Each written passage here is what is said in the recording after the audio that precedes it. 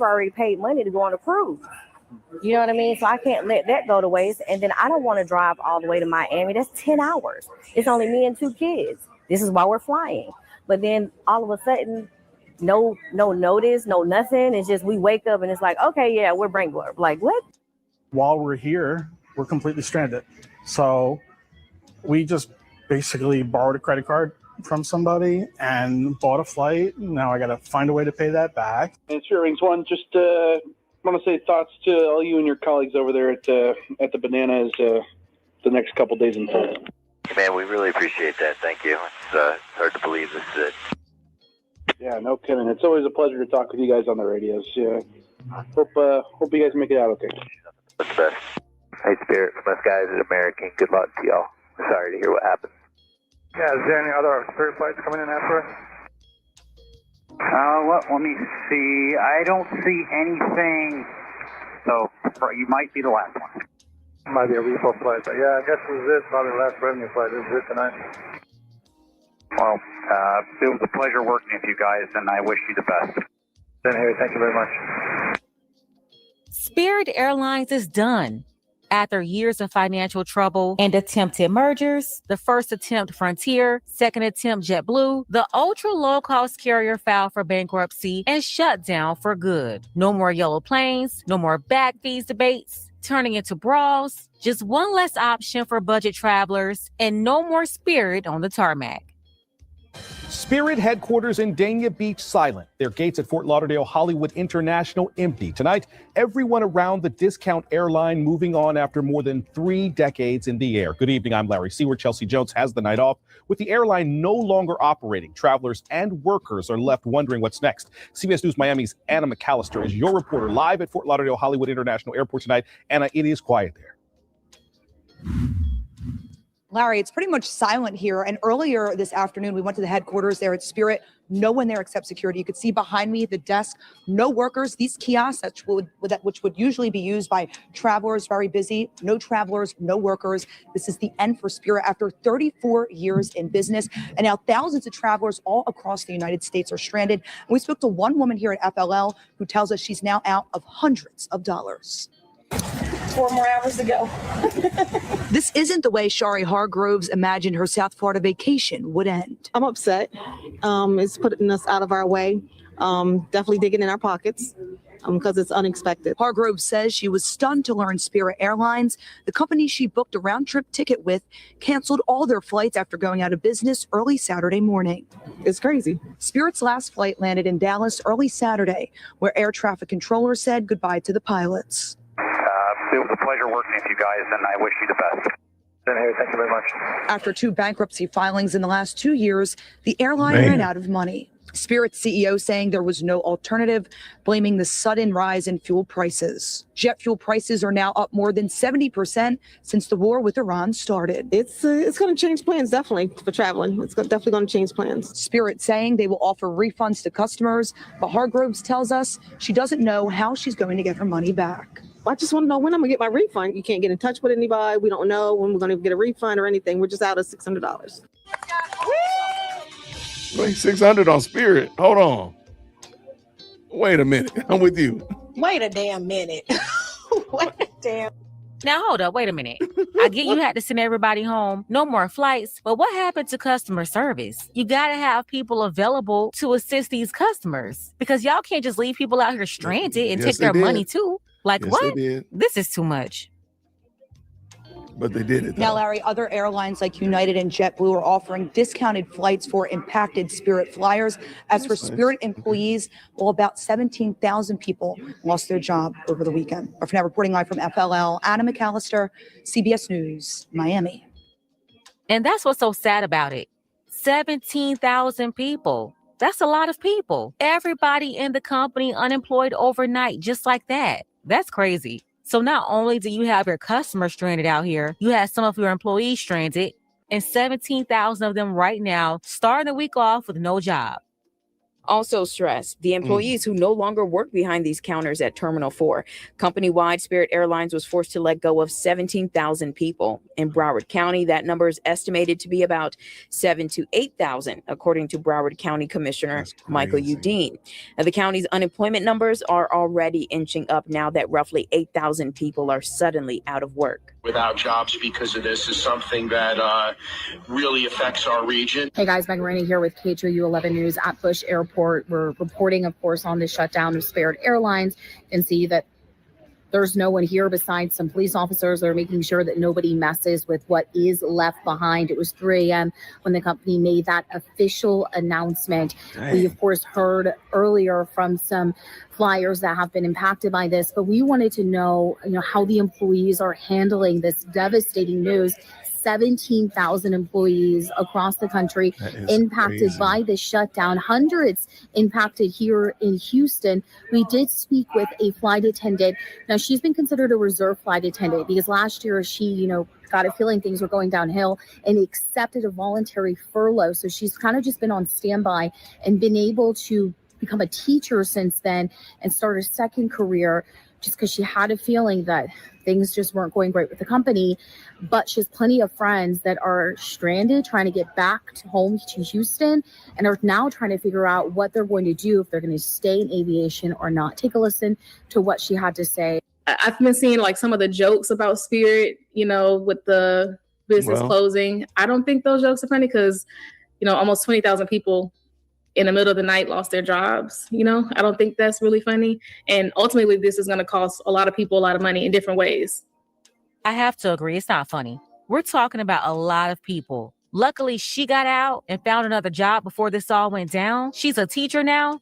But yeah, she's right. This is not funny. People have bills to pay, and the bills won't stop coming just because Spirit went out of business. So they're going to have to find more work because, unfortunately, a lot of people don't have that 1-year emergency fund to be able to float thousands of dollars worth of bills every month without any current income.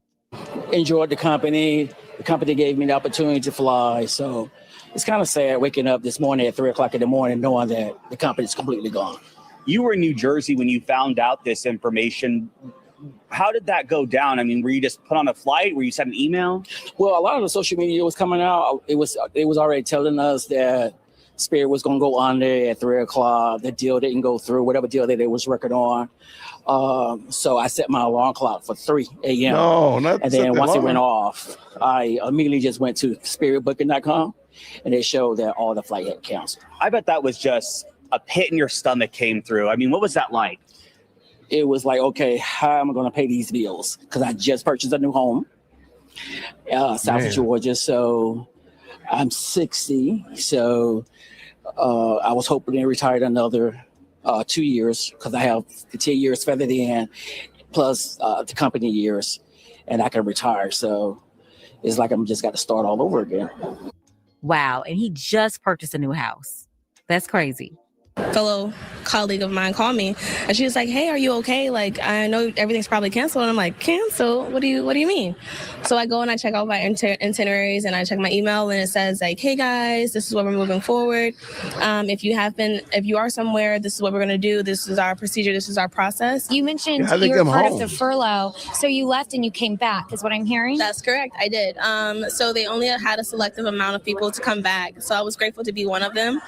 They opened it up to a lot of flight attendants, but some of them were very hesitant about coming back, which was very understandable, and they were very understanding about that. Did they warn you that this could happen if you come back? Well, we all knew what the chances were. I mean, the reality is social media itself, we were very aware like of what was going on. So, but they also did elaborate that as well. Like, hey guys, we're trying our best. And they kept us informed the entire way. So it wasn't just like we were blindsided completely. Now, I did get an update from Asia that she ended up getting a paid-for flight back home to her home base of Atlanta, and she said she's going to start looking for jobs as a flight attendant with other companies. Glad she got back home to Atlanta with no problem. Everybody loved her interview. I don't think she's going to have a problem getting with another airline. At the end of the day, that's what it all comes down to. Real people, real lives affected. That flight attendant stranded in Houston and all of her colleagues, didn't ask for any of this. She just showed up to her job, had no clue they would shut down that day so fast, handled herself with grace. So Spirit may be going, but something tells me she's going to have a breakthrough and she'll be just fine. You have thousands of employees right now trying to recover from this. She's one of them. And it's crazy because I see a lot of people just like her that really like their jobs. Flight attendants signing off their last flight after 7, 11, 15, 25 years with the company. That's a long time. So hopefully they're going to all be able to find work somewhere else. It's no secret. Spirit struggled for the last several years, starting back in 2020 during the pandemic. You started hearing about the mounting debt and losses. Then with the 2 bankruptcy filings in just 1 year, the first filing in November 2024, the second one came less than a year later in August 2025. But they've been struggling trying to merge with Frontier first, then JetBlue, and then the rising fuel cost with this stupid war we're in right now with Iran was the icing on the cake. But I digress. Let's go ahead and get the conversation started. Tell me what you think about this below. I want to thank everybody who support this channel. All right, you shout can show your out. support as well. The link to PayPal is below. Ladies, fellas. Shout out to Pink Book Lessons. I just wanted to talk about that. I was actually getting ready to watch it. And then I looked, I said, hey, get ready to get started with my show. I said, how about we watch it together? I don't know how I feel about this. I know we can point the finger and the blame, but I'm just wondering, was Spirit too budget friendly? Too ultra, what is it called? Ultra low fare? Was it too ultra? Maybe it should have just been, low fare or sort of kind of low, but not really. I wonder if that's what put them in this trick bag. Now, I do have some friends that travel Spirit quite often. I have a relative that was like, I think they used to have like some get up and go plan where you can pay so much a year and you can just fly whenever for a very low, even lower price than what they're usually for. Yeah, I hate it for the persons that work with Spirit because I know that, of course, they wanted better. They wanted to retire as that man did. I just wondered, did they have, I would like to see, like, when they do an autopsy on Spirit, I wonder what it would be like. Were they just running too lean and not able to, like, sock away money? If you had mounting debt, it sounds like you weren't, maybe they should have changed their prices. Maybe they should have went from ultra low to like just a base rate. Because I think Spirit, like your seat was something ridiculous, but then you had to pay for all the other accoutrements, like baggage and headphones and a seatbelt or whatever. Like you had to pay for all that other stuff. Maybe they should have just kind of raised their prices to a set standard that would allow them to hit all their numbers. I don't know, man. I hate it for them. And that is another option as relates to traveling that certain people are not going to have anymore. So now those people got left or stranded, wherever they got stranded or left, they got to figure it out. And that's kind of bad to hear. So, I see this comment right here. I don't think it had anything really truly to do with gas prices. I don't believe so either. I do think it's because of the impediment of the Democrats to not allow them to merge with Frontier. Or allow them to merge with JetBlue. If they'd allow that to happen, we wouldn't be having this conversation right now. So, but you think there's a few things that culminate, right? I believe, like, hey, if they were able to merge, that would have fixed it. If they had dealt with their spending, maybe that would have fixed it. If they had changed their pricing model, maybe that would have fixed it. I think there's several different things that could all be true to some degree, shape, or form in this regard. So shout out to them. Thank you, everybody who's already jumped into the best live chat on the internet. I really do appreciate you. Tonight, I wanted to do something. A couple people have asked me, can I discuss what has been said about Erika Kirk from Jason Whitlock and the Jason Whitlock show, and then of course PBD. I'm a little bit conflicted. We are gonna look at these. I'm a little bit bothered by it, and I'm gonna talk about what my concerns are. And I'm noticing this grumbling. I'm noticing this drumbeat, the steady drumbeat from all over the place that Erika Kirk should step down. Erika Kirk should step down. I even got a video from Baron Coleman. He said it yesterday. I got all these other people, and it's funny. These people that profess or say that they rock with Charlie Kirk, they rock with Turning Point. They're doing something that to me doesn't seem consistent. And we'll talk about it during the video. So let me get this one queued up. I already got it queued up. What am I talking about? Let me get it in. I'm gonna go ahead and rip the Band-Aid off, and we're gonna start with the Jason Whitlock one. But before we do that, thank you to everybody who's already jumped in. Texas Mom, I appreciate you so much for stopping by. Always good to see you, Rita. Hello to you. Giselle's already angry. We started off already. The Honey Bunny Empress is in the building. They always hated Charlie. Yeah, we're gonna definitely talk about that. Yeah, it's just a form of trolling. I think I want to talk about it. We're going to talk about it while we look at Jason Whitlock as well as PBDs. I have a different, I'm bothered by it. I don't like the way that it's being unpacked, if you will. So with no further ado, let's go ahead and get this party rocking. All right, now y'all know real quick, that's not me, okay? Can we all agree now that this guy is not me? All right? So stop writing stuff saying you hate what I said. I ain't say it. It's him. He said it. All right? The wrong Jason. All right? He's the one that said it. Let's get going. Ladies and gentlemen, green hearts in the chat when you can hear. People are going to hate me for saying this, for repeating this, but Erika, Kirk, step away from TPUSA. You're doing too much. I said this at the very beginning of this when you took the assignment of replacing Charlie Kirk. Not the proper role. You've got 2 young kids. Go be a mother to them. Once you step into that CEO role of an important political organization with international influence, no one's going to give you, oh, she's a grieving widow, let's cut her a break. No, what they're going to do is focus in on you're the CEO of a political organization with international influence, and they're going to talk about you and discuss everything about you and be critical of you. That's what goes along with being the CEO. You clearly can't handle it. The video you put out yesterday, 15 minutes. The fact that he put this video up, this is why I said I wasn't going to actually do the video until I saw this, where he put up the AI video of Erika. This is not real. This is AI. And so that's why I don't believe that Jason Whitlock is being genuine. But let me let him tease it out. Let's go. It's attacking your critics, casting yourself as a victim. Your explanation of why you attended the White House Correspondents' Dinner. You wanted to go confront your critics. Erika, your critics were not at the White House Correspondents' Dinner. Those were primarily your allies. No one in the media. I really want you, if you haven't paid attention to this, please pay attention to Jason Whitlock knows something unique about Erika that I don't know if anybody else knows. This is very interesting that he can look through the monitors, look through the television, and know something about her that nobody else knows. Watch this. The mainstream media, people at CNN, people at MS Now, people at Fox News, they're not attacking you. Not in a real way. Fox News celebrates you, and MS Now and CNN mostly leave you alone. You were not there to confront your critics. And I know you told a story that you were and that you did, but that's not it. You went because you wanted to have fun. You like going to fun political events. So Jason knows that she went to the White House Correspondents' Dinner to have fun.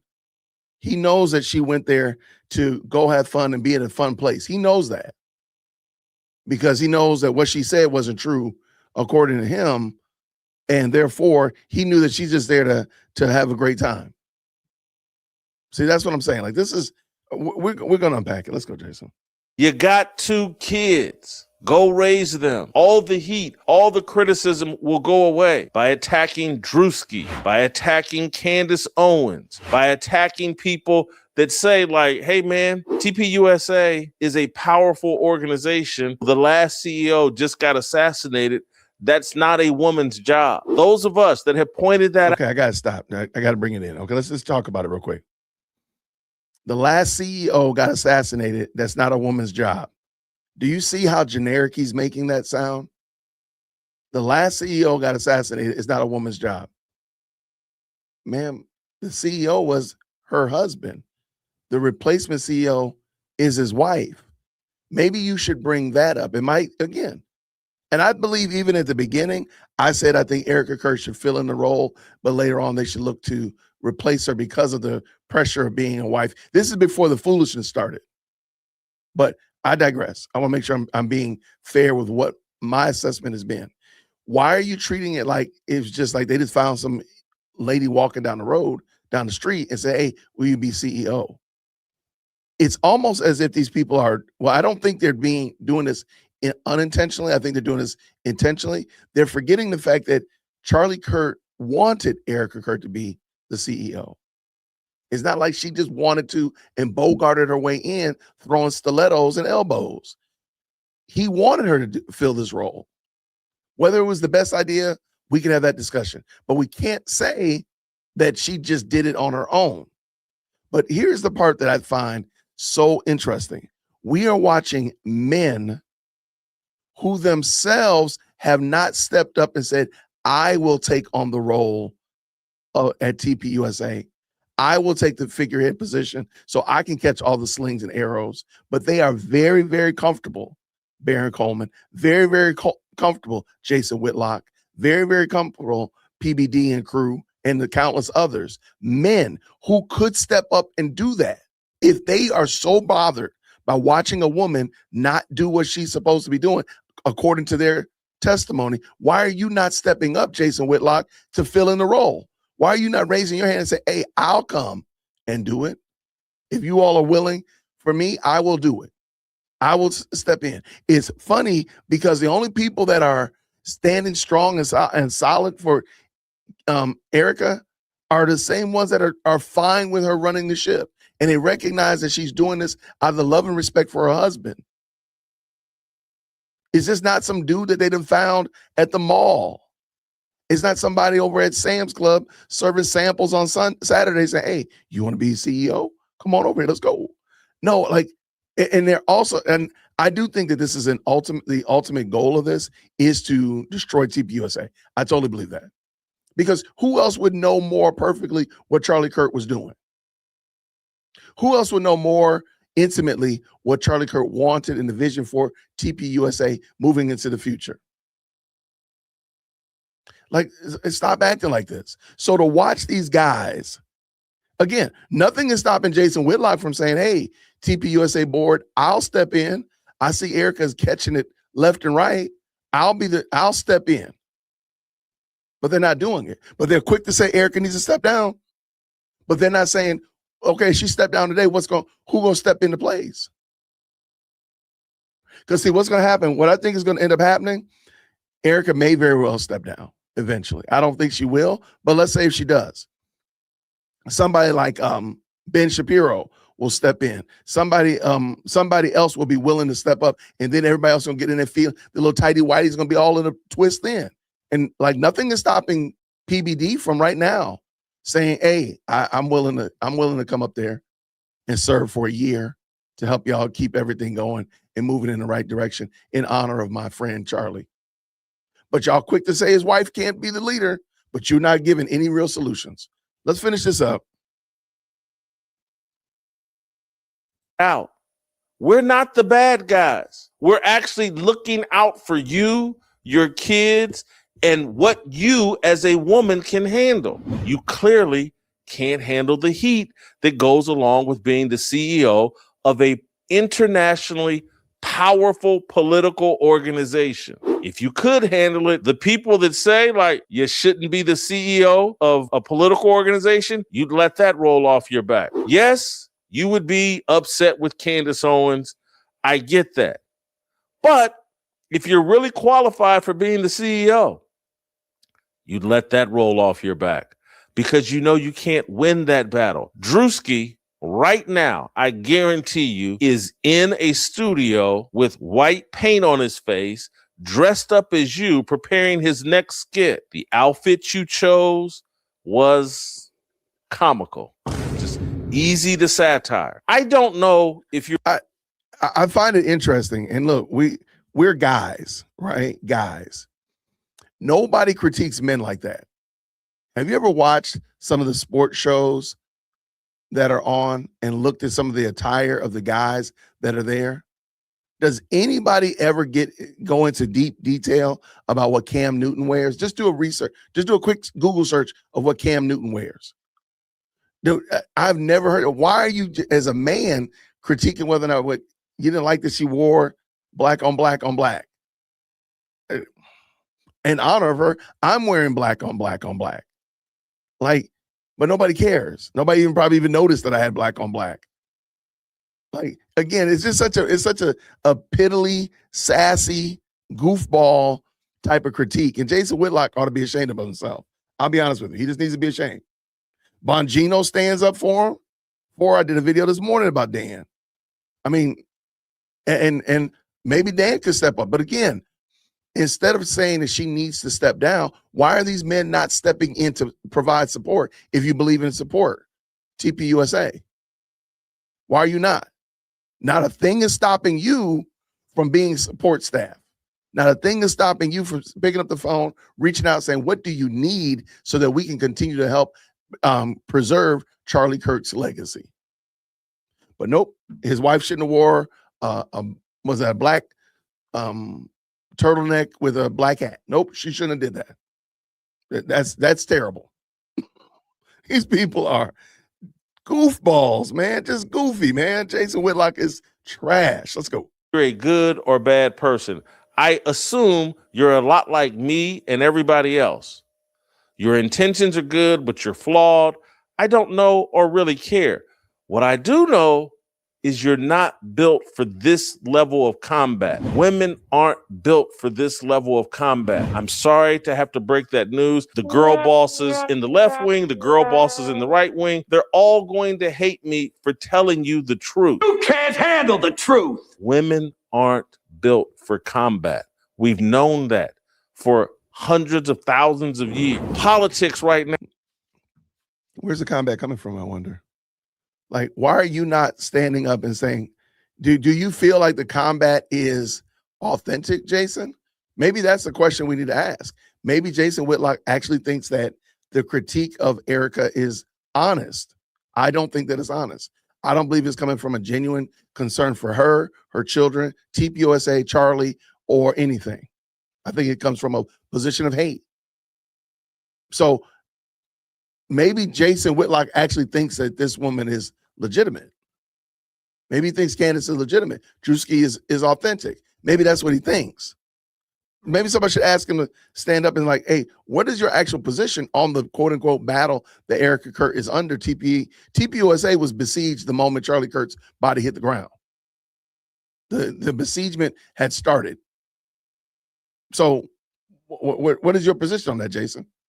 Now is a super violent combat sport. If you can't take the slings and arrows that come out of people's mouths, you're not fit for leadership of a political organization. I speak this truth not to harm you, but to advise you, because perhaps your friends aren't giving you the proper advice. Stand down. Let some man take the criticism that goes along with being the CEO of a powerful political organization. It's time to raise your two young children. This is where I think when I was a school teacher, one of my rules was don't bring me problems, bring me solutions. So if a child was having an issue in class with another child, they need to figure it out and then come tell me what they did to figure it out. Now, they always knew the very last thing that you can do is put your hands on somebody else's child. So I don't care if little Johnny was bothering little Bobby and little Bobby got up and said, I'm going to go walk and sit on the other side of the room in the reading center, or I'm going to go sit with some other friends at lunch, or I'm going to go somewhere else on the playground. And he says, hey, Mr. Whitaker, little Tommy was bothering me while I was at recess. Little Tommy was messing with me at lunch, but I went and did this.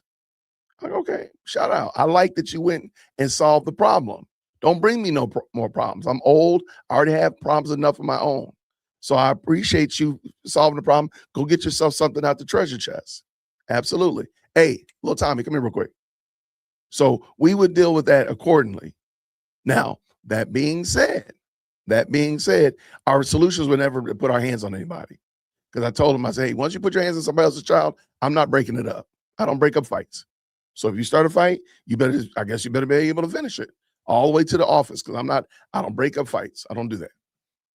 And I told their parents that from the beginning. If your child comes in here saying, my mama said to put my hand, if somebody put their hands on me to punch them back, hey, then I guess you need to be leaving from your certified nursing position. You need to leave from Waffle House. You need to get off the road trucking and come on up here and deal with it, because I'm not breaking up anybody's fights with anybody's children.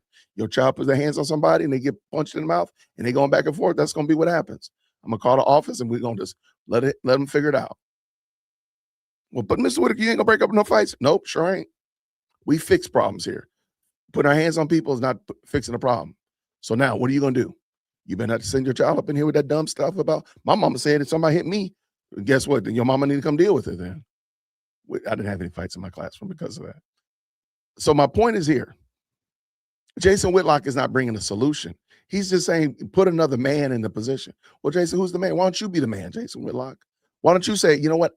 Since I have this big brain idea, I see the problem rather. You're not built for this, and women are built for combat and blah, blah, blah. Well, then Jason Whitlock, why don't you roll your dumb self over there and ask, can you be CEO? Position yourself to take the helm and lead, since you're so concerned about it. Because you seem to be so concerned about the well-being of Erika and her children, the well-being of Charlie's legacy. Why are you not stepping in saying, let me step in here and be the support? Because I do believe that Turning Point should continue. I do believe in Charlie's vision. I don't think that Erika should be taking all this heat and such of that nature. I will put myself in harm's way. He's not going to do that because he's just a yapper. He's just a busybody. Attacks Drewski and Candace Owens and those people like myself. And I don't think she's talking about me, but who knows? Maybe she don't care. But people like me that are like, hey, I don't think she should be CEO. She's got 2 young kids. I think she should be a grieving widow at home, worried about her kids. And what do you think they ultimately want to see? What do they want to see? I think they want to see the collapse of TPUSA. I think they want to see TPUSA shoved into the dustbin of history and its progress to be sullied and trampled underfoot. That's what I think they want. I don't think you care about her and her 2 kids. Her and her 2 kids could be living under a bridge. Y'all would not bat any more of an eye than you did when she was running TPUSA and doing speaking events. You don't care. You care about whether or not TPUSA exists. I mean, I could be wrong. I don't see any way that I am, though. How am I wrong? Basically says that lump us all in the same group. Drewski, people that think like, hey, I don't think a woman should be the head of the TPUSA, and Candace Owens. Let's play Side 8. Every morning I wake up to a new headline lying about me. I have comedians dressing up in whiteface. I have people saying I'm not fit to be CEO. And I have Candace Owens claiming I murdered my husband. And the list goes on and on and on. This fighter, because she's striking a tone of that she's the fighter and she's here for it and she's going after Candace Owens. Well, she starts out attacking Drewski. It's a mistake. You're inviting Drewski to do. I'm sorry. I think Jason Whitlock wants Drewski to do another skit on her. And you know what? Whatever. Like, why? This is such an interesting take. And Jason Whitlock professes to be a Christian. I'm quick to say people are phony, false, and fake Christians. And I will say the same thing about Jason Whitlock. I will. He's a phony, false, and fake convert. I got lots of questions about his conversion. But let me bring this back up. Why is it that he, in his own alleged Christian ethic, doesn't see his place in helping support Erika and the vision of TPUSA? Why has his Christian faith not caused him to say, you know what, let me help her out rather than dog her out? Let me see what we can do to help her out instead of dragging her anymore. Because somebody did say this, and I do want to shout out this very kind super from Ninja right here. The real question is, why are we not addressing how violent our society has become instead of turning on Erika? No CEO should ever fear for their life. Shout out. Thank you so much for the very kind 10. And you are right on the button. you're not calling out Drewski, because I guarantee you, if Drewski had made fun of somebody involved in Jason Whitlock's life, he wouldn't be giving him duck and cover. I mean, Drewski just loves to. He's just a edgelord type of comedian. His stuff isn't funny. He's just going to be very, very offensive, and there it is. That's what it is. So let that be what it is. But why is he not calling out the fact that, hey, somebody shouldn't be feeling like their lives are in peril because they go to the White House Correspondents' Dinner, because they're going to an event to talk to college students. They shouldn't feel like this is going to be the last time, their last day on earth. That's wild work. But Jason Whitlock doesn't have a problem with that. SC Dog up in the building says this with the 5. Misogyny presented as concern is still misogyny. I wish these men would just shut up. Yeah, I agree 100%. And we're going to say, I think it's worse on the Patrick Beck Davis PBD video, in my opinion. I think they're actually worse. So thank you so much for that kind 5. Let's get this finished. More skits on you. And comedians are going to crack jokes on high-profile political figures. And when you sign up and ascend to the position of CEO of TPUSA, you're a high-profile political figure. That makes you a target for comedic ridicule and mockery. Drewski has done that. Candace Owens put out a tweet saying like, hey, Drewski's done a skit on me, or people have mocked me and I've told them it's funny. I've done, she's like, I've been through it and others have been through it. I get mocked all the time. A lot of people. So because you get mocked by it, she should be okay with it. I don't think that's a pound for pound, no pun intended. I don't think that's a pound for pound comparison. Maybe you don't like it. Maybe you just don't find it humorous. You just say, hey, you're mocking me, and I don't like that. Is that okay to say? No, sure. Should she, or could she rather have just ignored it? Yeah, she could have. And I think probably was the best thing to have done was just to ignore them. But if she didn't, does that mean she's bad? She can't be CEO because she said, this is inappropriate. Like, I guarantee you, everybody would be in their feelings if a white comedian did that and put blackface on and made fun of Jason Whitlock. People being in their feelings if a white female comedian did that and put blackface on and made fun of Candace Owens. You would not be like, he, that was just funny. You would not do it. So stop acting all brand new. If it was bad for Drewski, then it's bad for you. Stop it. But I guarantee you, somebody did it. Who was it? Logan Paul. He was talking about he was gonna do that. And I guarantee you, they would have been every bit of losing their minds about it. It's just inconsistency. It's the inconsistent part to me. It's a combat sport. Politics. This whole culture war. Comedians are going to crack jokes. It's a mistake to respond with a video responding emotionally. The second part of that, if you ascend to the CEO position of one of the most powerful political organizations in the world, there will be people that will question your qualifications and fitness for those jobs. I agree with that. But let me ask you a question. Why is she in the position? She didn't just come in there throwing stilettos and elbows. She's there because her husband wanted her to be there.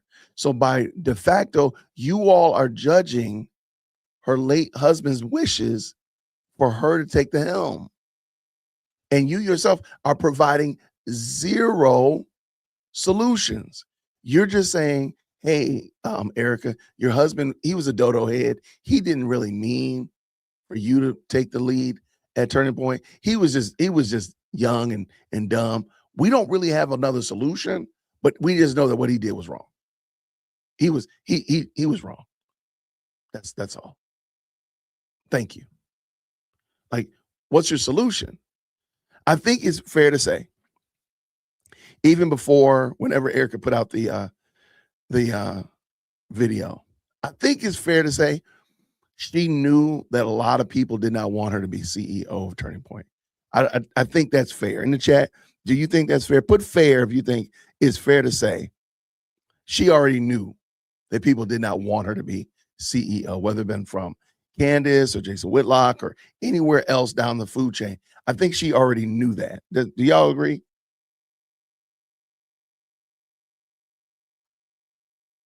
I'm just looking real quick. Put fair in the chat if you agree that it's fair to say that she probably already knew that. Right? I think it's fair. And I've said it too. If she said, hey, I'm gonna be CEO for 8 months while we find somebody else to take the lead because I've said it. I said, I'm fine with that. But she's also, I don't see anybody stepping in to help her out. I see a lot of people armchair quarterbacking the girl. Like, and Jason Whitlock, if you had the chutzpah to come on and say, hey, I'm willing to move to Arizona for 8 months to help because I do believe in TPUSA and Charlie's vision. I just don't think that you should be the helm. If they'll have me, here's my credentials. Here I am. I'm willing to be support. And I'll take all the arrows because Lord knows he's a big enough target. Like, I don't see anybody actually saying, hey, all I hear them saying is Erika don't need to be there. I don't see anybody saying or hear anybody saying otherwise. Hey, I'm willing to step in. Here I am, TPUSA, use me. Nobody's saying that. But everybody's got something to say, like Black Sigma up in here. Shout out to Black Sigma. My only critique on Erika is not fitting the final lawsuit against Candace, which she refused to let me give. That's a good point. I do disapprove of that as well. Shout out to Black Sigma with the 5. We'll talk about lawsuits later. Matter of fact, tomorrow we got Tracy Martin coming on, who's Erika's very good friend and mentor. She's coming on the show 9:00 Eastern Standard Time tomorrow, Tuesday. Come on by. I think she's got some good insight pertaining to that and why. We have some things that she and I are going to talk about, but she is more than willing to answer all of your questions. So a lot of your questions out there, a lot of your questions. So be ready tomorrow, 9:00. Let's go, Jason. It's not an unfair thing. It goes along with the job. And this is why from day one, when she ascended this position, I was like, hey, man, this is a mistake. And Christian men need to be telling her this is a mistake. We're in a culture war where presidents and CEOs of political organizations are being attacked, killed, assassination attempts. And we saw Charlie Kirk as the CEO of TPUSA get killed. And so there are men like me that are like, hey, man, it's killing time. It's a war time. It's an era of massive combat. This is no place for a woman to run to the front lines of that. I got no problem with it, but sir, then you should be running up there to take her place. The only reason she's up there is because you haven't rolled your fat self up there. That's the problem. You busy armchair quarterbacking, talking smack and yippity yapping, but she's actually doing. Maybe Jason Whitlock feels bad about the fact that he isn't doing anything. He is not moving the ball forward. He's not moving the chains. He's not getting inches upon inches and yards upon yards. He's not making any progress in the game. He knows he's sitting in the stand watching Erika get pummeled as a quarterback, and he's just talking about it. Erika, you shouldn't be the quarterback. You shouldn't be out there the quarterback. Well, get yourself out there then, sir. Put yourself out there. As it was already said, how odd it is that we're talking about a politically violent situation. Like, what is wrong with our society that we are dealing with political discord and political disagreements with violence? And please miss me with any of this other foolishness that you're probably typing. Say that for somebody else that believes you're dumb fairy tales. We're only talking about one part. One party is doing this. We're not talking about anybody else. One party's doing it. So just stop it. So I'm just wondering, like, Jason, why are you not doing it? If you claim to be a Christian man and this bothers you so much, where is your Christian ethic to get out there and go do something, Jason Whitlock? They're not built for it. And I'm not a sexist pig for saying that. Men have fought that for hundreds of thousands of years. Women and children, stay back. There's some combat that's going to have to go on. The woman's womb, I've explained this in detail, is more precious than a man's private part. One man's private part can replenish the world. You need a lot of wombs to replenish the world. You need a lot of women, and that's why we protected women from combat. We understood biblically they're the weaker vessel. That's God's words, not mine, not ours. And we held. I am so glad Jason Whitlock said that. Whatever he just said, I'm gonna back that up. I have no clue. I have no idea what he just said. I have no idea what he said. And this is a great point. Thank you, Miss Mandy. Her husband died. Why are y'all not stepping in to provide cover for her if you're not going to actually step in and say, look, you don't need to be CEO. I'll do it. I'll take all the heat. Because again, none of y'all are doing it, but y'all sure got something to say. Watch. I'm going to back this up. I have no idea what he was saying. But Jason Whitlock says some stuff that really is concerning me. God's words, not mine, replenish the world. And children, stay back. There's some combat that's going to have to go on. The woman's womb, I've explained this in detail. I don't need any more. Is more precious than a man's private part. One man's private part can replenish the world. You need a lot of wombs to replenish the world. You need a lot of women, and that's why we protected women from combat. We understood biblically they're the weaker vessel. That's God's words, not mine, not ours. And we held them in such high regard and high value. Hey, combat's breaking out. Men. Do you kick women? Do you want women to be on your sports channels? I mean, following this man's logic, if it gets a little bit too spicy at the local wherever, women don't need to be there because they're precious. Jason, I don't think Jason follows us all the way out into. I don't believe he follows us out. I have no idea what he was talking about. I'm sorry. And maybe in email management, if you better understand that, and I'm just slow today. If you understood what he was talking about, please let me know. It's funny that he brings in at the end an allusion to a biblical claim that women are the weaker vessel. I don't think anybody really argues that. But you're not making a solution. You're just telling her to walk off the field, not for a replacement quarterback to step in, or that somebody more qualified, as you feel, to step in. You're just saying, put the ball down and walk away. Like, what's that going to do to the team? This is some crazy work. They're going to go off to war. We'll sacrifice our lives. This has been a long-standing tradition. We're in an era of political combat. Erika Kirk, no woman, is built for this. And I'm sorry if that's offensive, but it's just a fact. And I'm not the only one that thinks that way. As it relates to her final point, that Candace Owens is saying that that Erika killed her husband. And look, haven't watched everything Candace has put out.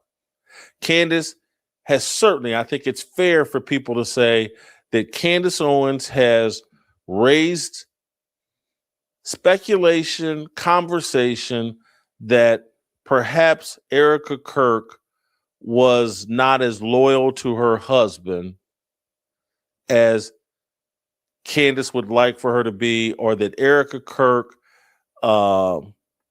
in some useful idiot way, was a pawn in an assassination attempt on Erika Kirk.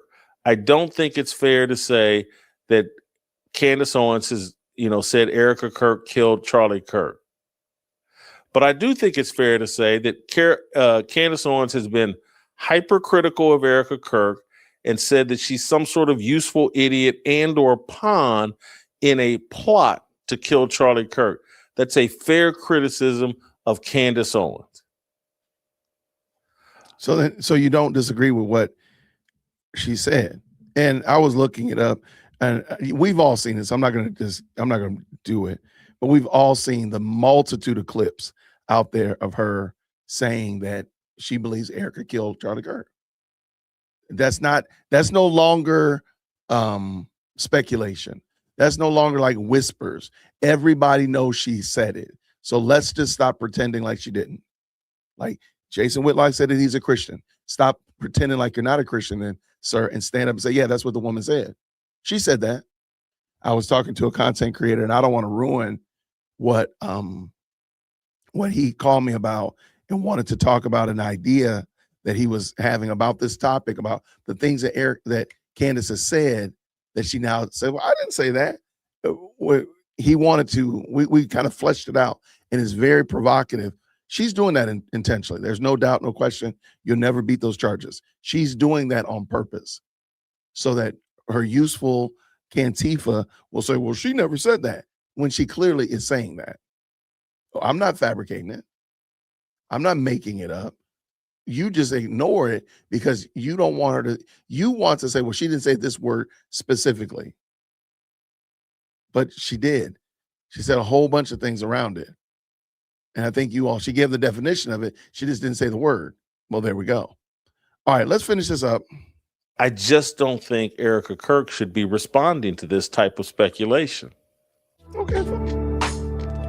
All right. That was Jason Whitlock. And yeah, I think he's to call somebody a useful idiot, I think is very appropriate for him to say that, because I think he is a useful idiot. This is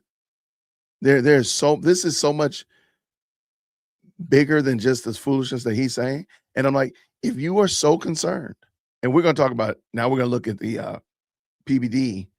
We're going to see, like, if you're so concerned, why are you not volunteering to assist? If you're so concerned, why are you not standing up saying, hey, I'll go and, you know what, I'm going to take a leave of absence for 6 months and go be CEO or join the board or wherever else you can be a part and help, because I believe in Charlie's vision and I want to see TPUSA led well. And I don't want to see my friend or my colleague or comrade, Charlie Kirk's wife, taking all these bullets. I want to be there to get in the fray. Why are they not saying that? And it just seems odd. Like, but y'all, everybody's got an opinion, but they don't have a solution. And again, don't bring me problems, bring me solutions. Tell me how you're going to fix the problem. Now, sure, can I just walk up on the door and knock on the door and say, hey, I want to be CEO? No, that's not going to happen. But my goodness, in the morning, if 5 very qualified men stepped in and said, hey, can we call and ask, how can we help? I bet you they'll find a way to help you, for you to get in there and get your hands dirty instead of sitting here talking that foolishness. What you think, Ninja? Ninja says this. So Jason is okay with Candace spreading spreading and slander. I think he meant to say lies and slander, or gossip and slander. The biblical plank in his eye comes to mind. Yeah, Jason, he's okay with that stuff that she's doing. He has no smoke, no issue with Candace, but he has every problem with Erika, which is wild work. Thank you so much, man. SC Dog has been a member for 3 months. He has a lot to say about women leaders, but I bet he voted for Kamala. I don't quote me on this. I want to say he voted for Trump, but I don't know that emphatically. So I do apologize about that. I don't know who Jason voted for. Jason Whitlock voted for. I bet you would have voted for Kamala if it was coming up this November, though. Many of Erika's critics would have attacked any CEO that took over TPUSA because they don't like TPUSA. Thank you, Greg, for the 10 and for the very smart commentary. Because remember, Candace was mad about anybody that, when Charlie Kirk first died and there was a vacuum, nobody knew who was going to be CEO. She said she was going to raise all kinds of cane about whoever they selected if they didn't select the person that she wanted, which she never did say who it was. But I think she wanted herself to be CEO. But you get my point. Y'all, all right, this one's a little bit longer.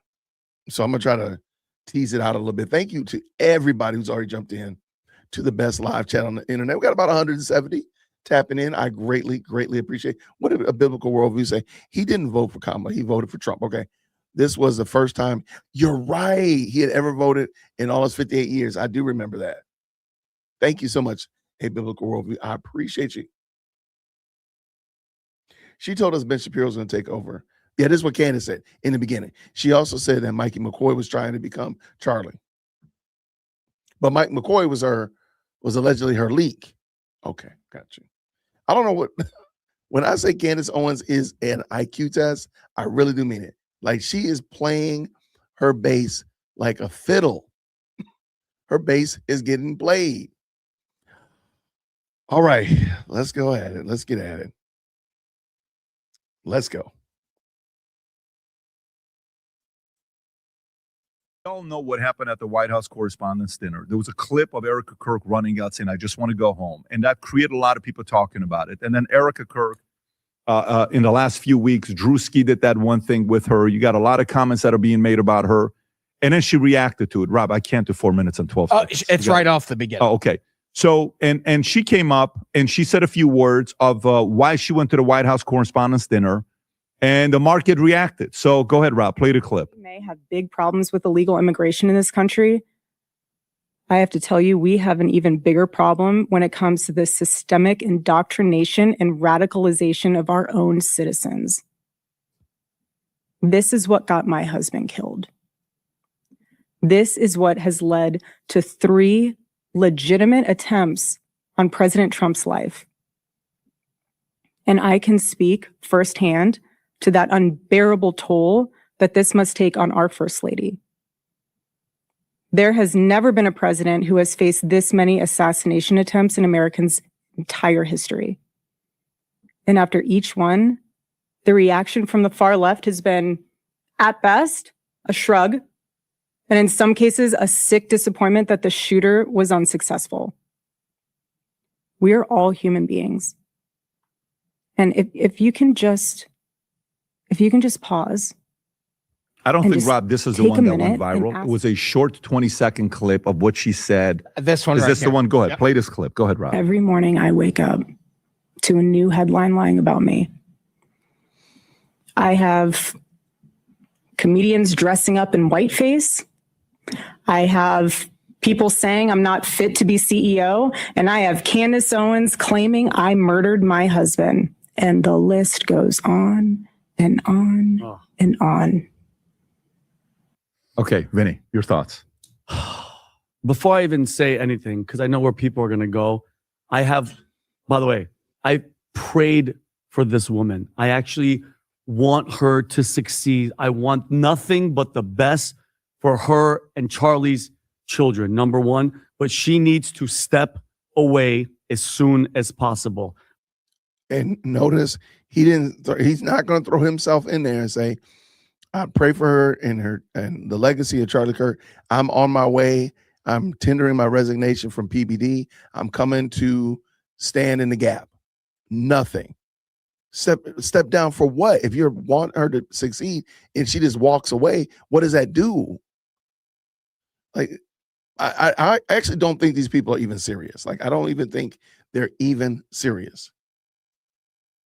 Okay, it's gone on. Step away, as in like away that from. way, as CEO, Pat, get out of there. You said this a while ago, but be the chair, be there. But this is like, if you're trying to replace Charlie Kirk, God rest his soul, it's impossible. You cannot do it. All right, I don't think Erika Kirk rolled over out of her bed and said, "Oh, I'm going to go replace my husband."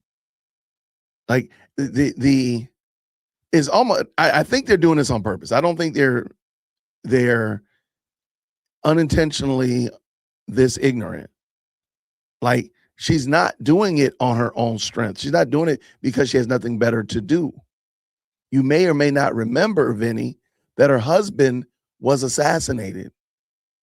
Like, that wasn't something she just stepped up and said, "Oh, I would just want to do this. This should be fun. This will be real great." Like, the idiot ideas. Because let's just be honest, before Charlie Kirk was assassinated, many people didn't even know who Erika Kirk was. So if she wanted to lay low and just be in the background, she was in the ideal place. That wicked move of Tyler Robinson is what pushed her out there into the forefront. She wasn't out there trying to be in the forefront. She was actually in the background. She was doing what Candace Owens probably alludes to, making him a sandwich. She was not out there trying to be in the front. She was doing a little speaking here, a little bit of touring there, but she wasn't trying to be in the foreground, in the front. This is because of her husband. But nothing is stopping you, Vinny. He was the CEO of a huge international organization, of political organization, Pat. He's irreplaceable. You're not going to do it. And I'm sorry. And people are going to be butthurt. How dare you, grieving widow? Enough with that nonsense. I'm not talking about none of that. I feel for her, okay? Because she thought that she could replace Charlie Kirk. You can't. Andrew Colvin. No. It's just funny. She thought she could replace Charlie Kirk. Where did she say that? Show me where she said, "Oh, I can just take his place." Show me where it happened. Where did it go? Where did it happen? Nowhere. It didn't happen. My man over here dressed like the Sopranos. It didn't happen. Forget about it. It didn't happen, my dude. Just stop. You're wrong. And again, nothing is stopping you from stepping up and saying, "Hey, I would like to help her out." If you care so much. Whoever that guy is, they're sitting there doing the Charlie Kirk podcast without Charlie Kirk. Nonsense. Rob, go to their channel. Go to the views of that podcast. Don't even go back and show Charlie's because it's in the millions. I know that we're behind Charlie Kirk. It's working because TPUSA, Pat, they're feeling it, okay? And I'm sorry, you show up to the White House Correspondents' Dinner, okay? You're taking photos with people. People are going to talk about you. You're taking, you went to the VIP thing with whatever his name is. You're taking photos. And then there's a shooting in a place where you know that the biggest targets are there. The president the assassination attempt has already been happened twice. I've never seen this high. I've never seen victim shaming of this caliber. This is some new age victim shaming. I've never heard this before. How dare you go outside because the president's there and you should know that wherever the president is, he's a target. How dare you go to anything? I've never heard this before. This is some grade A victim shaming. We're going to have to, this will be studied by science. There will be scientists in the next 10 years that study this level of victim shaming because this is a new level. We've now unlocked a new level of victim shaming. I've never heard this before. How dare you go anywhere where somebody high profile could be? So I guess at this point now, you don't go to your company picnic this summer because the CEO might be there and somebody might not like him. How dare you drive down the street past your governor's mansion? You never know. Somebody might not like the governor and do something there. You might be in the mall and little so-and-so might be in the mall and his op might come and want to put his head to bed. How dare you be in Lenox Mall? This is a retarded thought process. Major players are there. You're there. There's a shooting and you're crying saying, "I want to go home." You should be home. You haven't been home. You have 2 children at home. You're about to go on a tour and everything. I'm sorry, Pat. That's a man's job to be the CEO of Turning Point USA, Adam. I don't care what anybody says. That's a man's job. I'm not bashing anything about women, but this is a political, huge organization, all right, with the biggest movement for Republicans, and he helped the president become the president. And I'm sorry, if you can't take the heat, that's what CEOs do. I'm sorry. You went there to confront your critics. Your critics aren't. Did y'all, that little segment right there, did you hear how much what he said sounded just like what Jason Whitlock said? I'm not saying they're reading a script, but did you notice how much what he said sounded like what Jason Whitlock said? And again, I agree. It might be an emotional. There might be an emotional toll on the person that's in that role, but nothing is stopping this man from stepping up. He's just saying a woman shouldn't lead TPUSA. She needs to get out of here. Get out of here. Go back. Go back. Be with your kids. Go home. But he's not providing a solution of who's going to fill the vacuum. The reason that she is in that position is because there was a vacuum before. The man that was there before happened to be killed. And the vacuum was filled by his wife. Which, by the way, everybody just seems to kind of skip over and let that slide past their head. Who would know more perfectly what the man wanted TPUSA to look like? Again, even though I keep saying that these cats, nothing's stopping them from going to Phoenix and saying, hey, I want to help out. They don't know as much as Erika. Like, I don't understand why their first attempt is to get rid of the person, get rid of the target.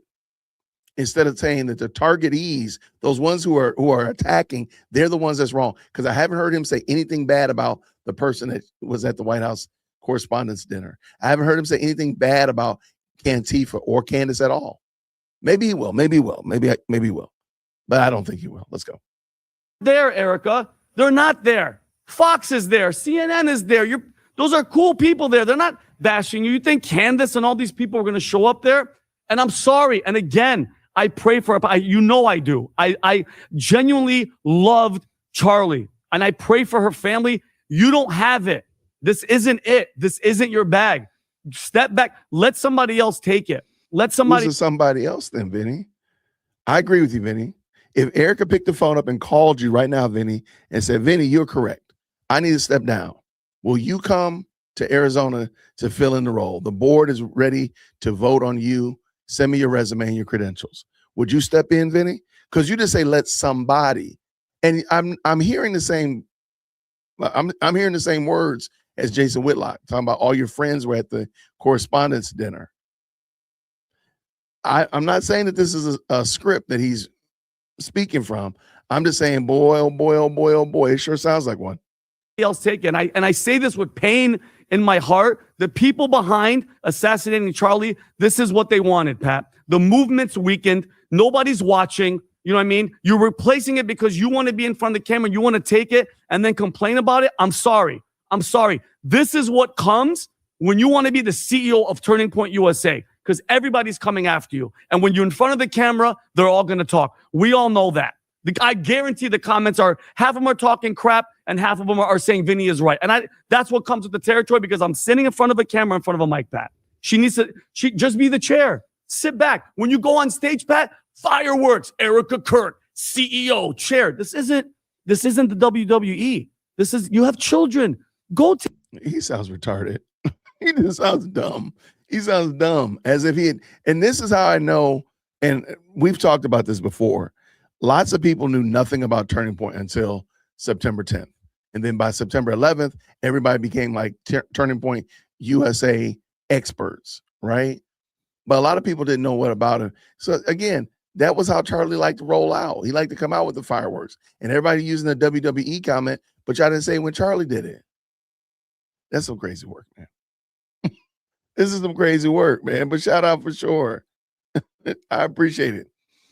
Shout out to Ninja, said this with the 5. Is Jason critical of Shamika?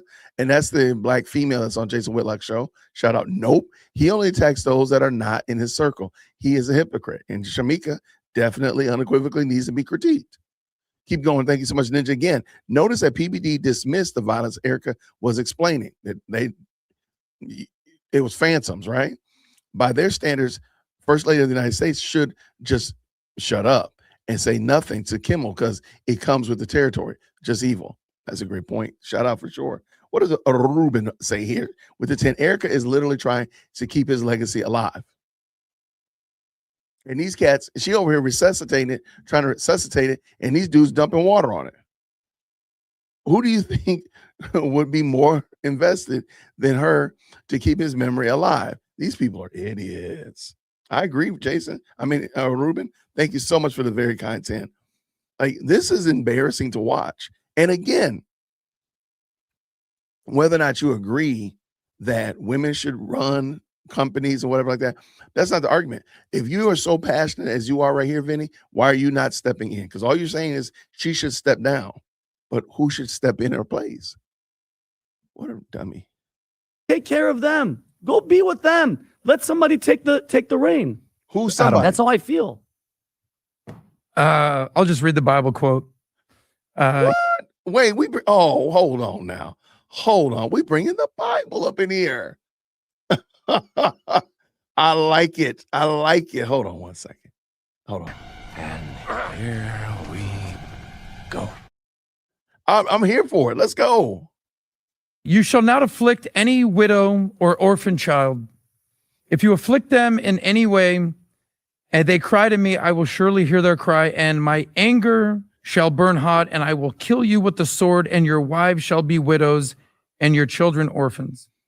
That's from Exodus in the Bible. Whether you believe in God or not, the Bible is very explicit on how to treat a widow. I'm talking about a widow right now. I'll talk about the CEO in a second. I think what people have done to Erika Kirk is just shameful and disgusting, how they're treating this person as a widow.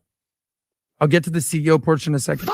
People have to take a long look in the mirror. I'm talking to the people that were dancing on Charlie's grave. Come on. I'm talking about the people that are accusing Erika Kirk of killing her husband as if this benefits her at all, as if she wants to be a widow. I don't want to go too far down that path. To me, it's just disgusting. Conversely, if she's in the limelight and she's in the CEO and you're claiming that a woman can't be a CEO or whatever. I didn't say that. Don't put a lot of people are. Not for Turning Point USA. Be quiet, Vinny. Well, then you are. Sorry. Then you are. I'm not. You just blanketed me saying women can't be CEO. Okay. When I said she can't be the CEO of a political organization. Well, hold on, wait. CEO was Why murdered. not? Because that's what comes with it. Okay. This is the territory that you're in. You might get shot. Okay. You think she can handle that with her 2 kids? Well, are you delusional? She can't handle it. I'm the one defending the widow right now, and That's you're not criticizing her. And you're Adam. asking You if took I'm a delusional. biblical thing and tried to put it in a You place. who read the Bible every day should read that quote But again. you're taking that. You who Bible read the quote Bible every day should completely read out of that context. quote. I want to hear your final thought. But, Keep going. but my Keep going. point is this: if you're criticizing a widow, look in the mirror. I'm not saying to you, Vinny. I know. I'm saying to the rest of the world. If you want to criticize her as a CEO and saying that this isn't her rightful job, cool, that's cool. But isolate the two. Now for the third point, the whole point that she's crocodile tears, performative. She doesn't really care that her husband was murdered in cold blood. Where are we as a society that we feel like we can just jump down people's throat and criticize every word? And I get it. I got into I don't want to say a debate, a full-fledged conversation with my girlfriend. She goes, something's not right about her. I don't know. The crying, the rings, the outfits. I go, so what are you saying? She's like, well, I don't know. I get a bit weird feeling about her. I go, That's dumb. well, do you think she killed her husband? She goes, no, that's insane. I go, thank you. Because people are conflating her crying and fireworks and her being CEO with killing Charlie. I asked one question. What would Charlie think right now? That's my guiding light. What would Charlie think? He would say, oh my God, I'm hopefully in heaven while my wife is there suffering and being criticized left and right. While her husband has been shot and assassinated, my 2 kids are orphans, and people want to criticize her constantly. I think that Charlie had a plan in place. I think that Turning Point USA had a plan in place. I think that they put her in CEO as a reason. Do I think she's the best possible CEO? I don't. But for now, she's the CEO. Right. And she, in my opinion, is waking up every day, as tough as it is, saying, how can I fulfill what Charlie's legacy is and what he was trying to do? And it's not easy. I'm going to come back to you, Vinny. Tom, Okay. go ahead. So a couple things. This is a woman who had no time to mourn in the middle of not just the loss of her husband, but a national tragedy with all the weight and all the heaviness and all the media coverage and everything that went with that. And we weren't in the boardroom when the board, this is a nonprofit that has a board. You can go look it up. And there's like 4 highly experienced men that are on the board of this. The board made the decision. Charities have boards, and whatever was in Charlie's wishes or a transition plan, here they are. There it is. David Engelhardt, Doug DeGroat. By the way, Pat, you and I were in a Vistage group with Doug DeGroat, Mike Miller, and Tom Sodika. I said, that's the board. And the board has a fiduciary responsibility to the charity license to make the choice. And they made the choice. And we weren't in there for that choice. But what I've seen unfold is the result on Erika of all the stress and everything that goes with it. How can this be easy? This can't be easy. And so let me stop for a second, because I really like Adam. I think Adam has his thumb on the pulse of the conversation. Vinny's just emotional. And I'm glad that this gentleman, I think his name's Tom. I'm glad Tom pointed out, like, the board made the decision. It wasn't just she came through there wanting to be it, but rather the board made the decision. I'm assuming there was a real succession plan in play that they were operating on. So that being the case, we agree. The problem is, where is the condemnation? Where is the critique? Where is the heavy-handedness on the people that are attacking Erika Kirk, Charlie Kirk's legacy, and TPUSA? Where's that?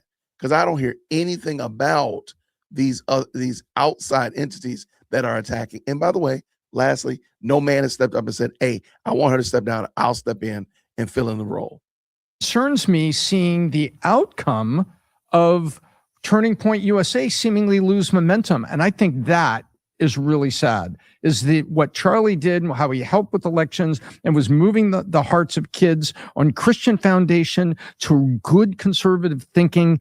And to see Turning Point losing that bothers me. And lastly, to the verse, I'm going to moderate here real quick on the verse. You quoted the verse in Exodus.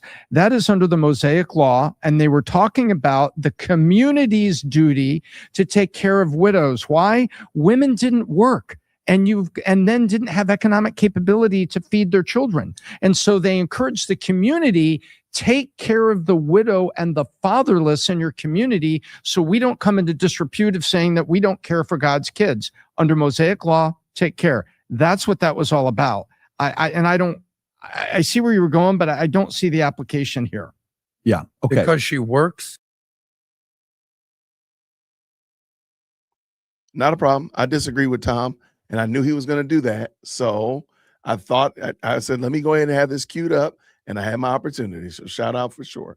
Let's go ahead and bring in the book of James, since apparently, because it's Old Testament, this is James chapter 1, verse 27. In the ESV, you know how we like to do that elect standard version. If anyone considers himself religious and yet does not bridle his tongue, he deceives his heart, and his religion is worthless. Oh, whoa. Okay. Well, what's a non-worthless religion, Jason? I'm glad you asked. Pure and undefiled religion before our God and Father is this: to care for orphans and widows in their distress. Is it fair to say that Erika and the kids are probably in distress now? Is it fair? I don't think that's a reach. I don't think you're cobbling that together. I think it's fair to see that. And to keep oneself from being polluted by the world. I think it's fair to say that they are more than likely under a great deal of stress. And I mean, we could go on and on about widows, but since he wanted to, nullify what Adam read because it was from the Old Testament, here we are right here. How do you care for the orphans?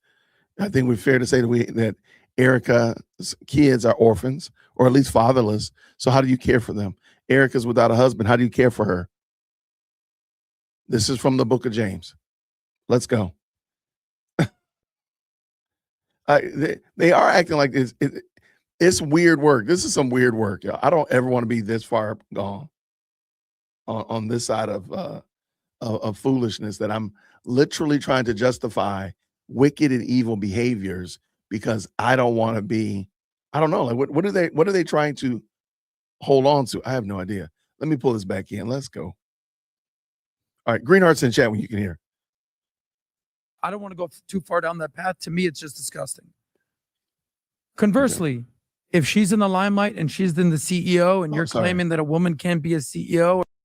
Missed that. Sorry, I had the wrong one. I had two slides open. I was trying to find out, did Vinny ever say that a woman could not be CEO? And no, he did not say that. What do you mean? Because she works. He's saying that law was, or that Bible Yeah, verse 'cause was, they didn't on work. women didn't work. So the difference is because she has a job now. You said you will not. We can dismiss how widows feel.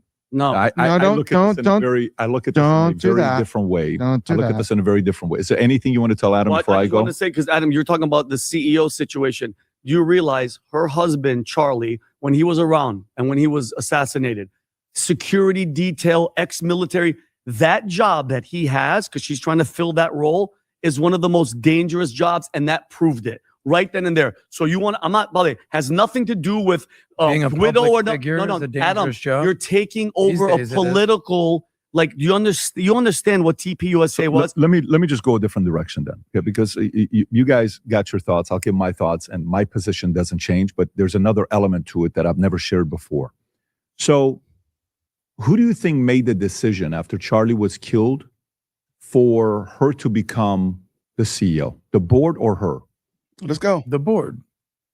I think her. I think it was the board. Okay. Most organizations have a succession plan that's part of the chart. So Tom, I'm part of the board. What advice you think I give? What advice you think I give if I'm part of the board? You've been in plenty of board meetings with me. You know what I would say? So let's do two things. Mm-hmm. Okay, hold on. I see what he's trying to do, but he's not a board member of TPUSA. You might be a board member of another organization, but you're not the board member here. So I don't know if this actually is a pound for pound. Vinny says Erika chose to be the CEO. Okay? You're saying it's the board, you're saying it's the board. Okay.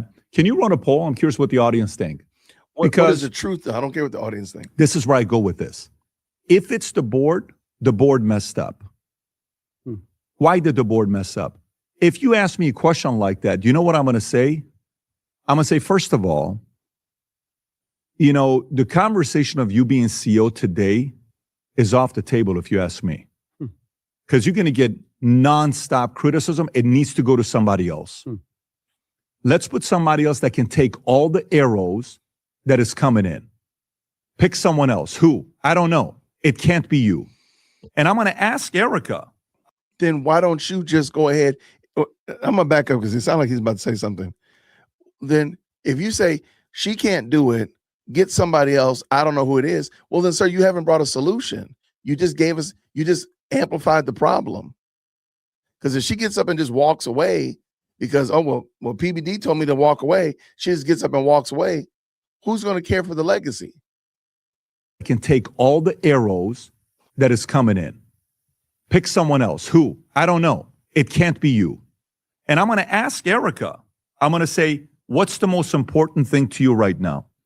To be a widow wife who lost one of the most important people in the political history ever, maybe the most important voice that we have today. Yep. Do you want to go mourn and have the time to yourself? 2, do you want to be a mother or do you want to be a CEO? Which of those 3 is the most important to you? That question, if she said mother or mourn, it's, guess what? I'm telling you, step away for 6 months and just do your thing to get those 2 things right. We got it. We'll nominate somebody to be the CEO to take all the arrows. And it's your job. Guess what? All the heat, you're getting paid to take all the arrows because that's what comes with the property of being a CEO. Now, if she says, no, I want to be CEO, then you know what I say? Why? Okay, this is a bad faith hypothetical situation because you're assuming a whole bunch of things that are not in play at all. And also, we're about 7 months down the road from it. So it's really a moot point now. She is the CEO today. So it really doesn't matter how, I hate to say it, it doesn't matter how she got into it. It really doesn't matter how she got into it because she's the CEO now. So what are you going to do? Are you going to step up, PBD? Vinny, Tom, Adam, or one of y'all, Jason Whitlock, are you going to step up and say, hey, I'll come and I'll step in and take the arrows? Why do you want to be CEO? What's the benefit of being CEO? Why would you want to be CEO today? Because here's what happens. Like the part that makes it like that scripture you read from Exodus, old school, Moses, is fair, but generally widows step away to mourn. Of course. Okay, so you have 2 kids. They step away to mourn. They step away to mourn to go do their own thing, okay? And it's not like TPUSA, she was a face of it. She was not. He was the face of it. That was his job, okay? So you want to automatically take this position? No. So I think that applies to what the context was back in the days. There's a lot, guys, there's a lot of weird conspiracy stuff about Erika that comes 24/7. It's nonstop. It's out of control.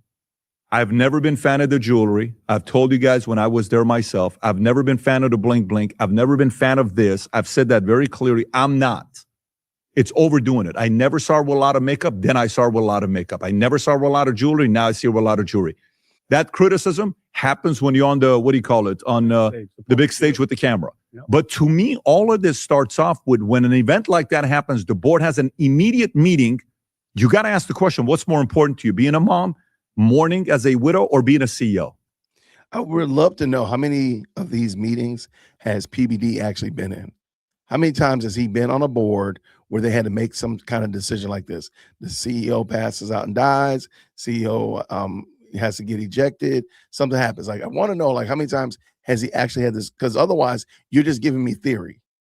Otherwise, you're just telling me what you think would happen, but you actually never applied it. So how many times have you done this? Because otherwise, your opinion is just as valid as anybody else's because you've never done it before. And I'm getting the feeling he actually has never done it before, but I digress.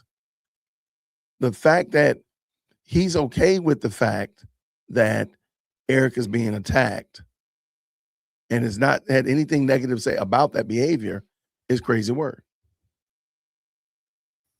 And then imagine you're in the boardroom and the answer is, I want to be CEO. Tom, I would kind of be like, are you sure? Yeah. Exactly. Are you sure you want to be CEO? Yes. Fast decision. Yeah. And so I would have said, guys, I don't know if I can contribute, here because I don't think this is the right move. I think the right move is take a break, let the dust settle, get everything squared away, then go. Then go. Because as much as people sympathize, we were at Casa D'Angelo's yesterday. You notice I was 10 minutes. You're standing right next to me. This couple there were talking. What do you think they're talking about? You saw what they're talking about? Charlie Kirk. Mm-hmm. Oh, really? Yes. Yeah. She was talking about Charlie Kirk. The entire conversation was about Charlie Kirk. And she said, my oldest son, who's a grown man, was crying the day Charlie Kirk got killed. Now I was telling a story about where we were at. And, yeah. So I don't know. I think it goes all the way there. So, you know what it is? If the story comes out, it never will. But if the story comes out from the board, that the board nominated her to be the CEO, I disagree with that decision. I think that's a bad decision. But if the story comes out that she chose to be the CEO, then guess what? You can't be upset with the criticism because what you're telling the world is you can handle all the heat in the world and you're willing to take it. Then this is a very, very nasty world we're living in. I got a call the other day from a guy. He asked me I'm going to stop for a second because I don't think PBD is being fair and honest by light years. I don't think he's being fair at all. I don't think that he would not handle his own, he wouldn't handle anything else like this. Because you notice what he did. He said, did the board nominate Erika? Did Erika say she wanted to be the CEO? You do realize that there is a third option, which more than likely is what happened. Do you know what the third option would have been? Like, put it in the chat. Like, put it in the chat. What would have been the third option? Because he just said, did the board nominate her? They made a bad decision. Did she say she wanted to be it? Then she should accept the criticism. There it is. Charlie chose her. Why did he deliberately skip over that? Like, why are they acting like, again, like she's throwing elbows and stilettos to get into this position? Why are they doing it? Charlie left it to her. Charlie's will. This is what Charlie wanted. And again, you're just making it sound like, now if Charlie had selected me, said, hey, I want Jay Witt down in Atlanta to be CEO, that would have been problematic. That'd have been super problematic. I don't know all the ins and outs. I don't know all of the dreams and visions that Charlie had. Like, they're forgetting that she is not just a run-of-the-mill person. She actually is a vital asset to Charlie's vision moving forward. And to me, it's people like this that are ruining this scenario. They're totally trashing it. But I know who is not going to trash it, and that is, when he comes back in, we got a guest today, ladies and gentlemen. And when he comes in, I know he won't trash it. He's going to do a great job, and I'm going to surprise you when he comes in. So in the meantime, let's go ahead and bring PBD back on over here. Let's go. The weirdest question. This is a very well-known guy. I won't mention his name because it was a private conversation. He is the best at what he's done the last 30 years. You know who his name is. Everyone knows who this guy is. We're going through the back and forth, and he's asking me about some of the stuff that people are calling out and this and that. And he said, does it bother you? I said, no, it doesn't bother me. He says, how do you handle it? I said, the only thing that bothers me is, like, one of my friends came and he says, you know how much stuff the previous company people are saying about you? I said, you don't need to tell me, because the 5 people that I care about their opinions, I already know what they think and I'm good. So don't worry about sharing it with me. I don't need to know. I'm at a different phase of my life. So you know they're going to come after you. You know they're going to come and target you. You know they're going to. Man, I'm sorry. I don't get PBD's approach to it. This whole, that everybody's going to come after you and stuff like that. I need somebody to help me out. I need somebody to help me out. Wise, can you help me out, brother? What's up with you, brother? I'm gonna disappoint you. I'm gonna disappoint you, man. Let me adjust my camera here. Don't let me kick you out of here. Being a little late, but it's all good, brother. I'm actually in agreement with PBD. And the reason why I say this, Turning Point USA is one of the most powerful political organizations out there.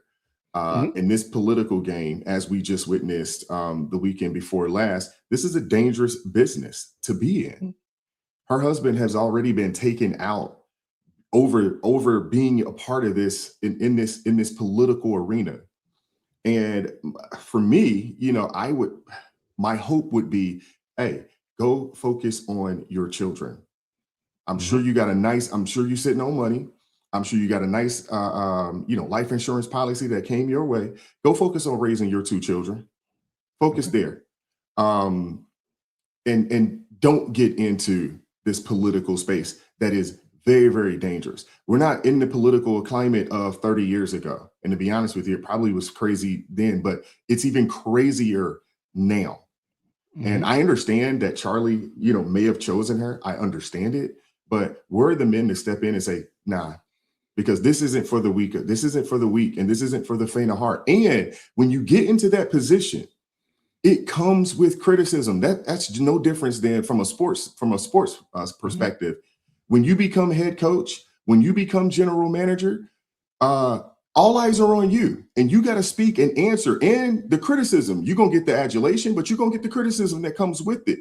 And we can't afford to save your feelings because you are a female or you are a woman, or you don't feel like somebody should say anything about you because of your gender. No, if you're going to put yourself in that position, understand that it's going to come with scrutiny. It comes with criticism, and your life is on the line now, Mal. So I'm actually in agreement with PBD to an extent. I got you. Okay. Then you and I are going to be at odds. I disagree with you and PBD. And I'll say it, and I'm going to put it in multi-layers. I have already said, I know I said it at the beginning, and I said it even during the show, that I don't think Erika needs to be the CEO. But I think that if she was in that position for a time period and then transition out and somebody else filled in the blank, that's it. But you do realize that there are all these men, because we just watched Jason Whitlock give her that work. We're watching 4 men right here on PBD give her that work. And not one of them raised their ashy hand and said, hey, I'll be the one to take the arrows. Everybody's quick to say, Erika, get out of the way. You're getting run over. It's dangerous. You're taking arrows, blah, blah, blah, blah, blah. Kind of like a quarterback in the middle of a game. Would you want a quarterback to say, you know what? I'm getting run over. You're right. I'm getting trucked left and right. I'm just going to put the ball down and I'm going to walk up. Say again. I said, y'all hitting me too much. Y'all hitting me too much. You're right. You're right. I'm going to get out of here. I'm not built for this. And they just walk off the field. No, somebody needs to fill in the the blank. And at the current moment, Wise, I'm disappointed because all these people who profess to be Christian or strongly religious, whatever, don't seem to have the chutzpah to say, you know what, I'm going to take 8 months off from PBD. I'm going to take a leave of absence from wherever, and I'm going to take myself there. And I'm going to put myself before the board and say, hey, I'm willing to help Erika and continue this Charlie's mission. They're not doing it. They're just saying, get out of the way. And again, that was already a second in command, though, right? Say again? I'm not 100% familiar with the hierarchy at Turning Point USA, but I thought there was already, you know, a few VPs and things of that nature that was already the board. The board selected her. Charlie did want her to be in this role. Okay. So that's established, and the board voted on Charlie's decision for her to take the lead. And let's also keep in mind, Wise, I've talked to you and your wife offline. Who is more apt to understand what goes on in the ARP studio, me or your bride? No, I agree with you there. Okay. So she's not just a CEO; she's a wealth of knowledge, pillow talks, and having conversations at the dinner table with Charlie. She knows where he wanted this to go. So by saying get out of here, you're saying, Charlie, you know, be damned, Charlie. Your wishes, your wishes and the horse that you rode in on. Get out of here. We don't need that. We know better. For me, and hear me, the last point. I have said already, I don't think that she needs to be the CEO. But I'm telling you right now, I'm looking over the landscape. There's not a long line of hard legs that are ready to take the position. So then y'all don't get in your feelings that a woman is in the role, but none of y'all have stepped up to take the position. And I appreciate your sentiment, and to an extent, I'm there with you. You know, if that was his wishes, I don't necessarily have an issue with it. I'm looking at it more along the lines of you are a single parent now, and I'm sure she has enough money from nannies and all this other kind of stuff. But you are a single parent, and you have now put yourself in the crosshairs. And you know, I'm looking at the chat, and you know, I know you're not supposed to do that, but I understand where people are coming from, you know, with some of the biblical references and things of that nature that they're making, and I do get it.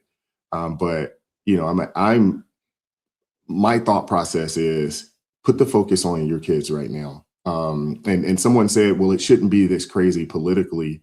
And I do agree with you, but we don't live in a utopia. We don't live, you know, in a world or in a space where everybody's just going to be nice and friendly because you want it to be like that. And to be honest with you, I think it's going to get crazier before it gets a little more safe, especially, you know, in this political arena, because it's so divisive. I think it may be more divisive than it probably ever has been or has been in quite some time. And, you know, I would like to see her just focus on raising up her children. And then later down the line, if that's something that she wants to do, once they are, you know, of age, the last thing I would want to hear is she gets into this and somebody tries to come and get her. And now the kids are, you know, orphans, essentially. You know, I wouldn't want to see that. I got you. Tomorrow, I'm going to have Erika Kirk's good friend and mentor, Tracy Martin. She's coming on at 9:00 Eastern Standard Time. She's going to answer questions. I've already given her what I want to talk about, but she said she's willing to answer questions. And we can ask her those types of questions. And I asked her in our phone conversation, and she told me emphatically that Erika is meant. Now, this was before before the response video. After the White House Correspondents' Dinner. It was before that. But she did say that Erika is definitely dialed in to Charlie's vision. So it's not just she's doing this because she had nothing better to do. She was tired of making cookies and she wanted to run around and run a multinational nonprofit. That's not the case. But it was Charlie's vision that she's supporting because, again, part of their legacy is Turning Point. Mm-hmm. So the children this is a part of their inheritance, if you will, that they like, this is what my dad built.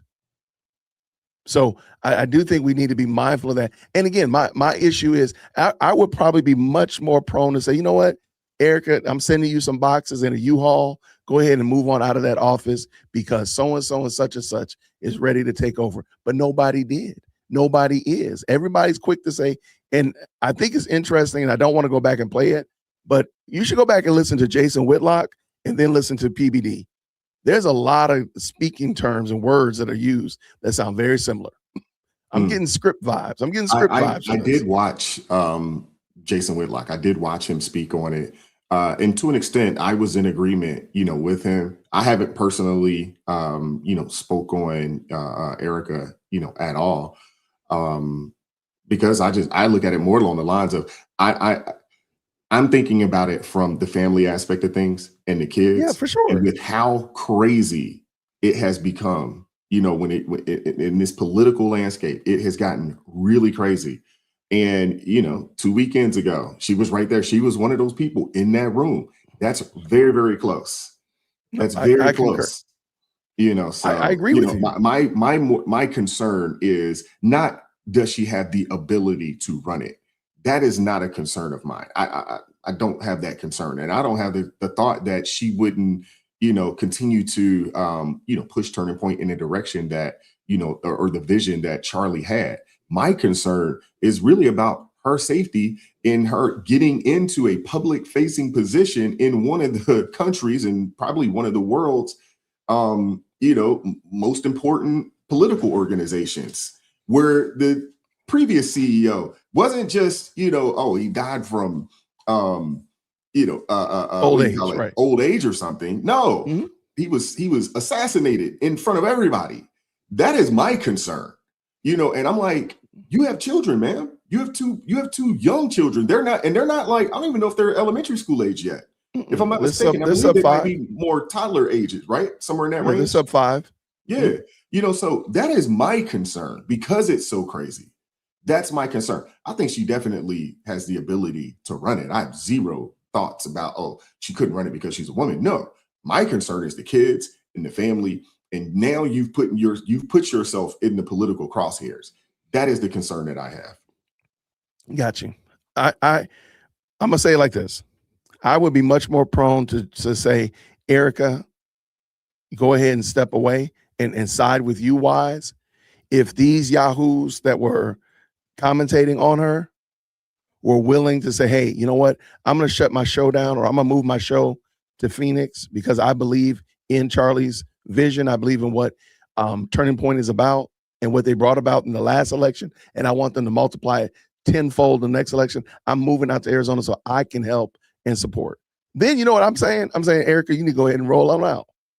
Go ahead and roll on out. But I don't see anybody doing that. That's the part. That's the only thing I'm talking about. That's the thing I don't like. When you say you need to step down.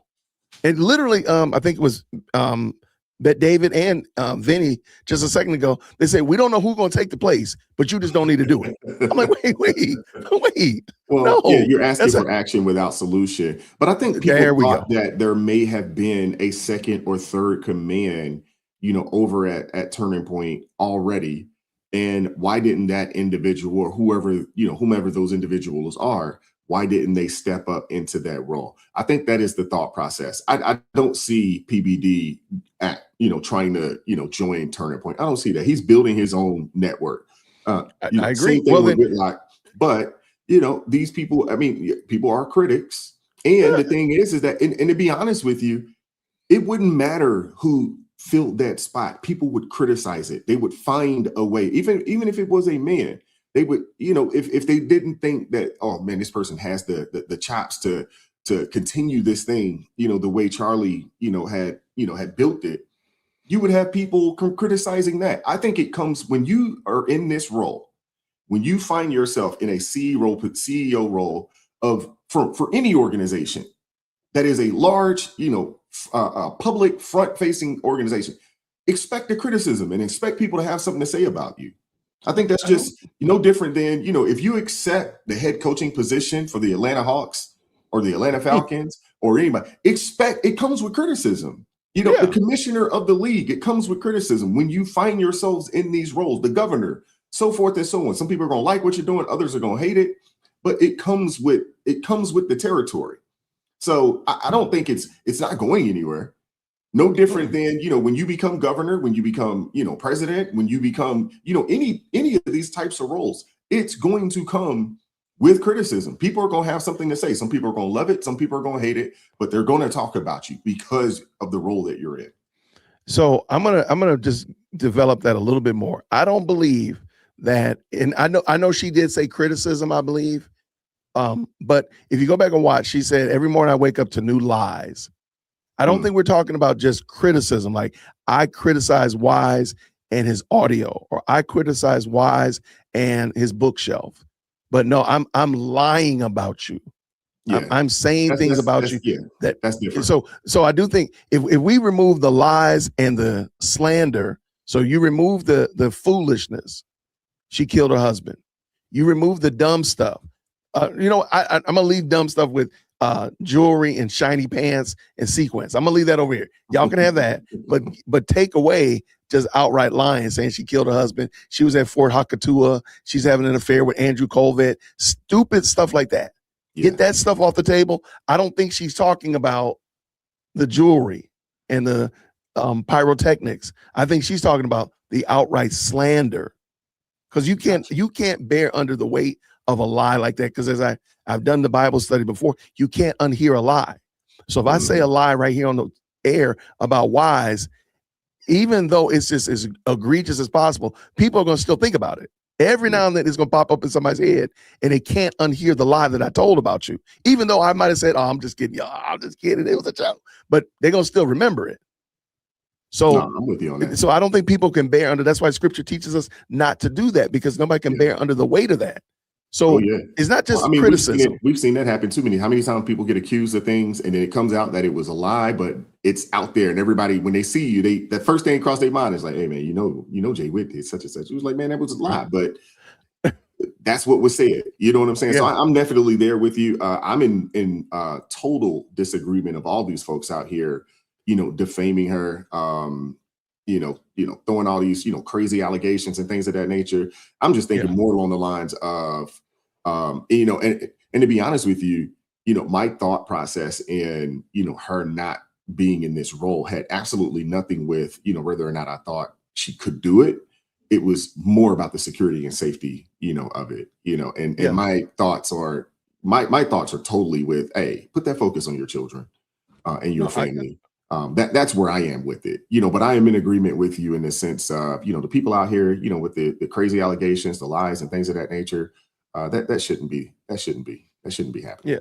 Shout out to Bronson. He says half the dudes criticizing her and concern for her safety wouldn't have lasted anywhere near as long as Erika has. Shout out. Thank you, Bronson. I agree. And I think we are, again, I'm concerned about her safety, but I don't, and I noticed this also watching this, Jason Whitlock and PBD, nobody's condemning the people that are shooting the arrows. Again, criticism is fine.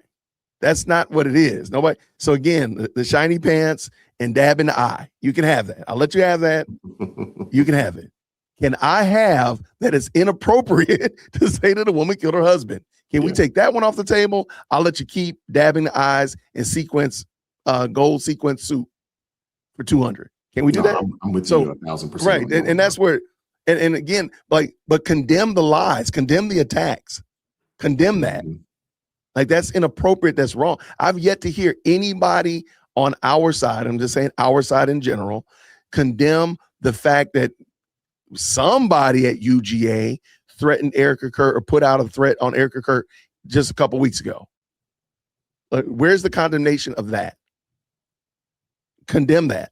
That's not how we roll. Like, if we start acting like Cantifa, if we start acting like the Alphabet Mafia, then what's the use?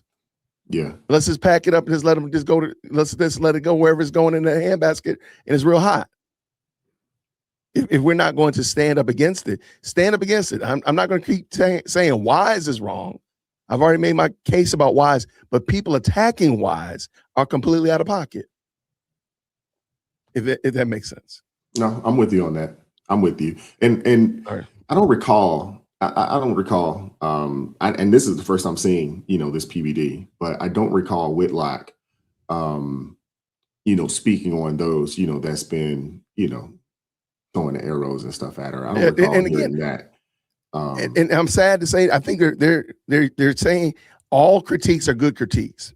He didn't say that specifically, but they're saying like basically all critiques are good critiques. I don't think that's true. There's some that are character assassinations. Like I can disagree with Wise. We've disagreed on the phone, but if I get over here and start wilding out on you, the critique that we had on the phone and me wilding out on the screen are not the same thing. They're not equal. Yeah. But they treat it like, oh, well, you just can't handle critique. I don't think any of us could handle being accused of deleting our spouse. Yeah, I couldn't handle it. I would. Wait. And we're grown men. I don't think we would be able to handle it, much less if we had two little people, sub 5, sub 6 years old, and they're hearing this from people that your dad, your dad killed your mama, right? What? That's crazy work, man. Because kids are definitely cruel. And once they get to school age, I would assume that they're probably going to go to, some, really good private school or something like that. But that doesn't matter. Kids are still cruel. And they're crueler in private school. Yeah, whatever they can use to cut you down, they'll use it. They're gonna bring you down. You down. So so I'm just back to the point. Again, I don't think. Well, first of all, they've never delineated what type of critiques we're talking about. Because again, I think you and I both said there's some above belt critiques and there's some way below the belt critiques. And those ones below the belt, that's just straight up attacks. Again, but then also none of these yahoos are actually standing up saying, "Hey, here I am, choose me. Here I am, CEO board. I'm so concerned about Charlie's legacy. I'll go and be a participant. I'll take the arrows and the slings." So to me, I'm like, well, don't tell Erika to step down unless you done bought a ticket and you moving out to Arizona. Well, what? Because you safe in Miami, you comfy in Nashville, Jason Whitlock. Hold on. That's a whole other game. I like from Whitlock's perspective, and again, I haven't watched. I'm gonna have to watch the PBD. I'll have to go back and watch it. But sadly, we got a lot left. Oh, we got a lot left. We got about 10 minutes. Okay. I understand. I like listening to it. I understood where he was coming from. In the standpoint of what comes with being in this role. And understand that people aren't going to treat you, with kids' gloves. They're just not going to do it. And I'm also one of those, not to sound, misogynistic or anything, but I also think that men, should be in these roles, especially when you think about, what Charlie was doing and really going out and reaching young men. I don't think that she has the ability. I don't think she is going to have the ability to reach young men the way that Charlie did, irregardless, of how much, information and knowledge she knows. But I don't have an issue with her being in this role. My hopes would be is that, she puts up a solid search to make sure they find somebody that can continue on the legacy. She can kind of fall back as a consultant and be there to, give, guidance and insight as to this is the vision that Charlie had. This is the direction that he wanted to see things go. And then she puts her focus, more on her children, being a mom, and kind of getting out of the political crosshairs. That would be my hope. Yeah, I got you. A lot of people don't know this, but one of my favorite movies is We Were Young. And it's a movie about Vietnam. And in the beginning, it talks about the young men were going through basic training and they were getting ready to go to Vietnam. And they were talking about the lifespan of officers. Once you hit the ground, it was something ridiculous, like mere seconds. And you would get field promotions were happening all the time because the first one off the helicopter usually was going to be the first one in a bag, and you would get promoted. So I hate to say it, but we're looking at a scenario like this where you just got promoted, and no, you're not going to be able to do a lot of the ceremonial things. You're probably not going to have your dress blues tight and your shoes are going to be shined properly. Your gun is going to probably be dirty and you more than likely ain't going to shave. But you're getting through this situation, which is extremely stressful and unimaginable. And I think that's what I just don't feel like these gentlemen are being understanding to that. And I do want to point out what SC Dog did right here with this amazing $50 super. Said this, I have a lot to say. Who put Erika Kirk in CEO position? I think most of us would have said Charlie. Most of us would have said the board. But SC Dog made a great point. Tyler Robinson, that's who. Let's not act like Erika would be in the seat had September 10th, 2025 not happened. That's a great point. And I said it before, Wise. A lot of us didn't know who Erika Kirk was or what she even looked like before September 10th. So let's stop acting brand new, right? So she wasn't this like clamoring, scraping, like, oh yeah, I can't wait to get out here. She wasn't trying to be Diddy. She wasn't playing Diddy all in the videos, and you know, she wasn't that. So so and keeping this going. Also, let's not act like she's not capable because she has ovaries. Just stop. I agree with you. I think she's more than capable to do it. I do think that there's a lot that comes with it. And all I'm saying, and all I want is for if men think that she should not be doing this role, then there should be a line of men, capable men outside of Turning Point's offices for the next board meeting saying, hey, I'm willing to step in and take all the arrows. I'm willing to get that field promotion in the middle of a firestorm. I'm ready to do it because I believe in what Charlie was doing, the vision of TPUSA, and I want to help Erika the best I can. Here I am, use me. Because otherwise, you and your little cool suit and your great background back there, you all can go kick rocks because you're saying stuff. I don't remember who said it in the 80s rap song, talking loud, but ain't saying nothing. All right, let's go. This is not not everybody's a Christian. Not everybody lives by, the same rules. Social media is nasty. Just go look at the stuff that they comment. It's very, very ugly. Comedians are going to come after you. The approach is to laugh at it. The approach is to say, hey, you know what? I guess, you've made it if Drewski is doing something about you. So people move. Again, it's not just the valid critiques, though. You see what I'm saying? Like, I don't think Drewski is as unfunny as I think he is. That's not who we're talking about. I don't think the issue is Drewski. The issue is Candace, somebody saying that Erika killed her husband. Like, put that in his proper place. Like, don't overlook it. This, oh, well, Drewski did this. Call out Candace. Call out Ian Carroll. Call out Baron Coleman. Call out these yahoos, Project Constipation. Call out these cats and be full-throated about it. What you got? You muted. Goodness gracious. No, I'm in agreement. I'm in agreement with you there. Yeah. We'll see if he does it, but I understand. And I think where he's trying to go with this is, like I said earlier, is that when you put yourself in this position or, however she ascended to this role, it's going to come with criticism, whether you like it or not. It's going to come with some criticism. It's going to come, obviously, some pretty harsh criticism. I mean, even when Charlie was alive, I mean, goodness gracious, they was coming for him, in every shape, way, form, or fashion. I don't know if it was, with the lies and things of that nature. But to an extent, obviously he got, labeled a, white supremacist, and he was racist and all these other types of things, that was tossed at him for some of the things that he said. And obviously, the role that he played, over at Turning Point. So, right. Yeah. All right, let's keep this going. Let's get done. Away. I guess, who had the worst situation in the last few years that changed his reputation? Tom Brady. What did they say? What did they make fun of him of? They did a roast. Trainer. It was the worst, like the stuff that happened. So you were for, a week, 2 weeks, a month, you were probably one. What happened to Tom Brady? Oh, they did the Tom Brady roast, man, and they gave him the business. Nothing was off limits. Nothing. But nothing was off limits. Okay, so was Tom Brady accused of killing anybody? No.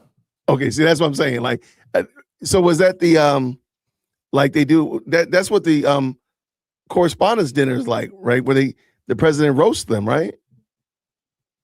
Was that what the correspondence dinner? Isn't that? There's one where they do like this roast every year. Is that it? Yeah. That's pretty much it. Yeah, but it's to me, I don't think we're talking about the same thing. I mean, again, if we sat here and we're roasting each other about saying whatever crass jokes we could think about each other, neither of us would accuse one another of like felonies and crimes, though. Like, again, like I still don't think they're they're putting these in their proper categories, like making fun, running the dozens, jonesing on people, talking about their mama. That's a different thing than saying that somebody killed somebody, like, or is a part of a conspiracy that killed one of their spouses. That's not on the same level. I do have a question. When she sat down the other day, and I did get a chance to watch, a decent amount of, what she had to say. Do you think she should have come out there and spoke, or do you think that she should have just said, you know what, I'm going to focus on the business? I would have. I personally don't think she should have. I wasn't mad at it because I did do the review of it. I wasn't mad at it, but I knew that some of this was going to come up. Yeah. So I'm like, you know what? Just don't say anything. But I've also said the same thing. She shouldn't say a thing to Candace until she says, ma'am, you've been served. Like, don't say anything unless you're really going to drop the hammer on her. Yeah. But otherwise, just be quiet. So I don't think she had to say anything. I didn't need her to, to justify, I want to go home. I would have wanted to go home. Okay. I would have wanted to go home. I think everybody's fair to say, I want to go see my kids. If I'm somewhere where shooting takes place, I want to go somewhere where that's just real. That's reality. Yeah. So don't act brand new. So I don't think she needed to, but I wasn't mad that she did. Okay, go ahead. Same thing here. I wasn't mad that she did it, but to me, her speaking on it, especially the way she did, I think it just throws fuel on the fire. You gave them more ammo and more content, to discuss. And in my opinion, I think she would have been better off by just focusing on the work. There's a lot that needs to be done. Go focus on the work. And, if there's going to be some defamation lawsuits and things of that nature, lawyer up, handle your business and go and do that. Drop those. Hey, do it. But to get out there, on camera and, speak on the criticism, because I'm just saying, this is just me.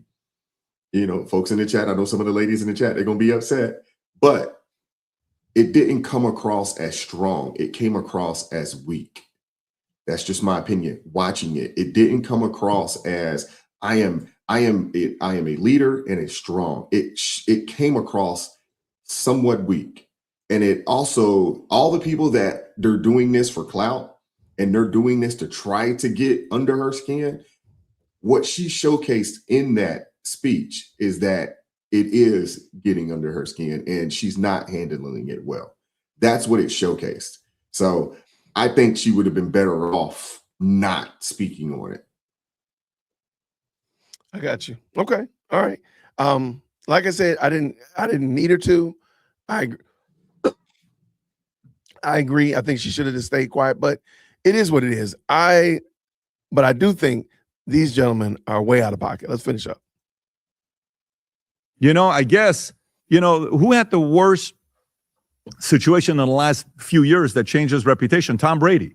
What did they say? What did they make fun of him of? They did a roast. It was the worst, like the stuff that happened. So you were for, a week, 2 weeks, a month, you were probably one of the most searched names in the world because everybody wanted to know where you were. And you gave your message. The world stopped. The world watched. So I don't know. For me, as much as I see all of this stuff, and let me tell you, it's not fair this, it's not fair that, I shouldn't be the CEO. I want to know what the board did. I want to go back to that board meeting. Because if all those people are board members, did you guys really recommend her to be the CEO? Did you? Why? Why put that burden on somebody like that? Why? I don't know. When Tom was in a bad situation, and by the way, I'm sure they're good people. If we were part of the same Vistage, I'm trying to remember him. I don't remember. This was probably in Northridge, California, when we were a part of that. But a long time ago. Yeah, it was a long time ago, 20 years ago, 15 years ago. But to me, the board has to make the decisions that are not about pleasing somebody. It's what's best for the organization at that time. And by the way, I'm just giving my thoughts. I'm not giving you said something that's very similar to what Whitlock said. A lot of the points you hit are the points that Whitlock hit. And I saw that, and I thought he was being fair on what he said. And I watch a lot of this stuff the last 24 hours because I'm trying to see what people are saying. Did he say that she shouldn't be? Yeah, he said you should step down. Yeah, he said, yeah, that part you didn't agree with the woman part. No, but that's what he said. All right. But to me, Vinny, where I'm at is that board meeting. If there's anything I want to know, I don't want to see text exchanges, email exchanges. I don't want to know anything. I want to know what happened in that board meeting and what was advised. I go ahead. Anything you want to add to that, Wise? Because I got some questions. No. I don't know why they're acting as if the board just came from Mars and voted. Like, why are they not even hinting that Charlie wanted this to be the case? They're making it sound like, again, like there's a rogue board. The board is just doing it. They're just doing whatever they want to do. They're just wilding out on these streets. I think it would be different had over the better part of, 2, 3, 4 years that she showcased that she was playing a role in the organization. It looks like, and that's just from the outside looking in, I don't know what role, she played in Turning Point USA. I'm not a part of Turning Point USA. I've never been to a Turning Point USA event. So I don't know what type of role she played in the organization behind the scenes. So from the outside looking in, this is just from somebody from the outside looking in, it looks like she was a housewife raising her children. And now, her husband gets assassinated and she gets thrust into a CEO role,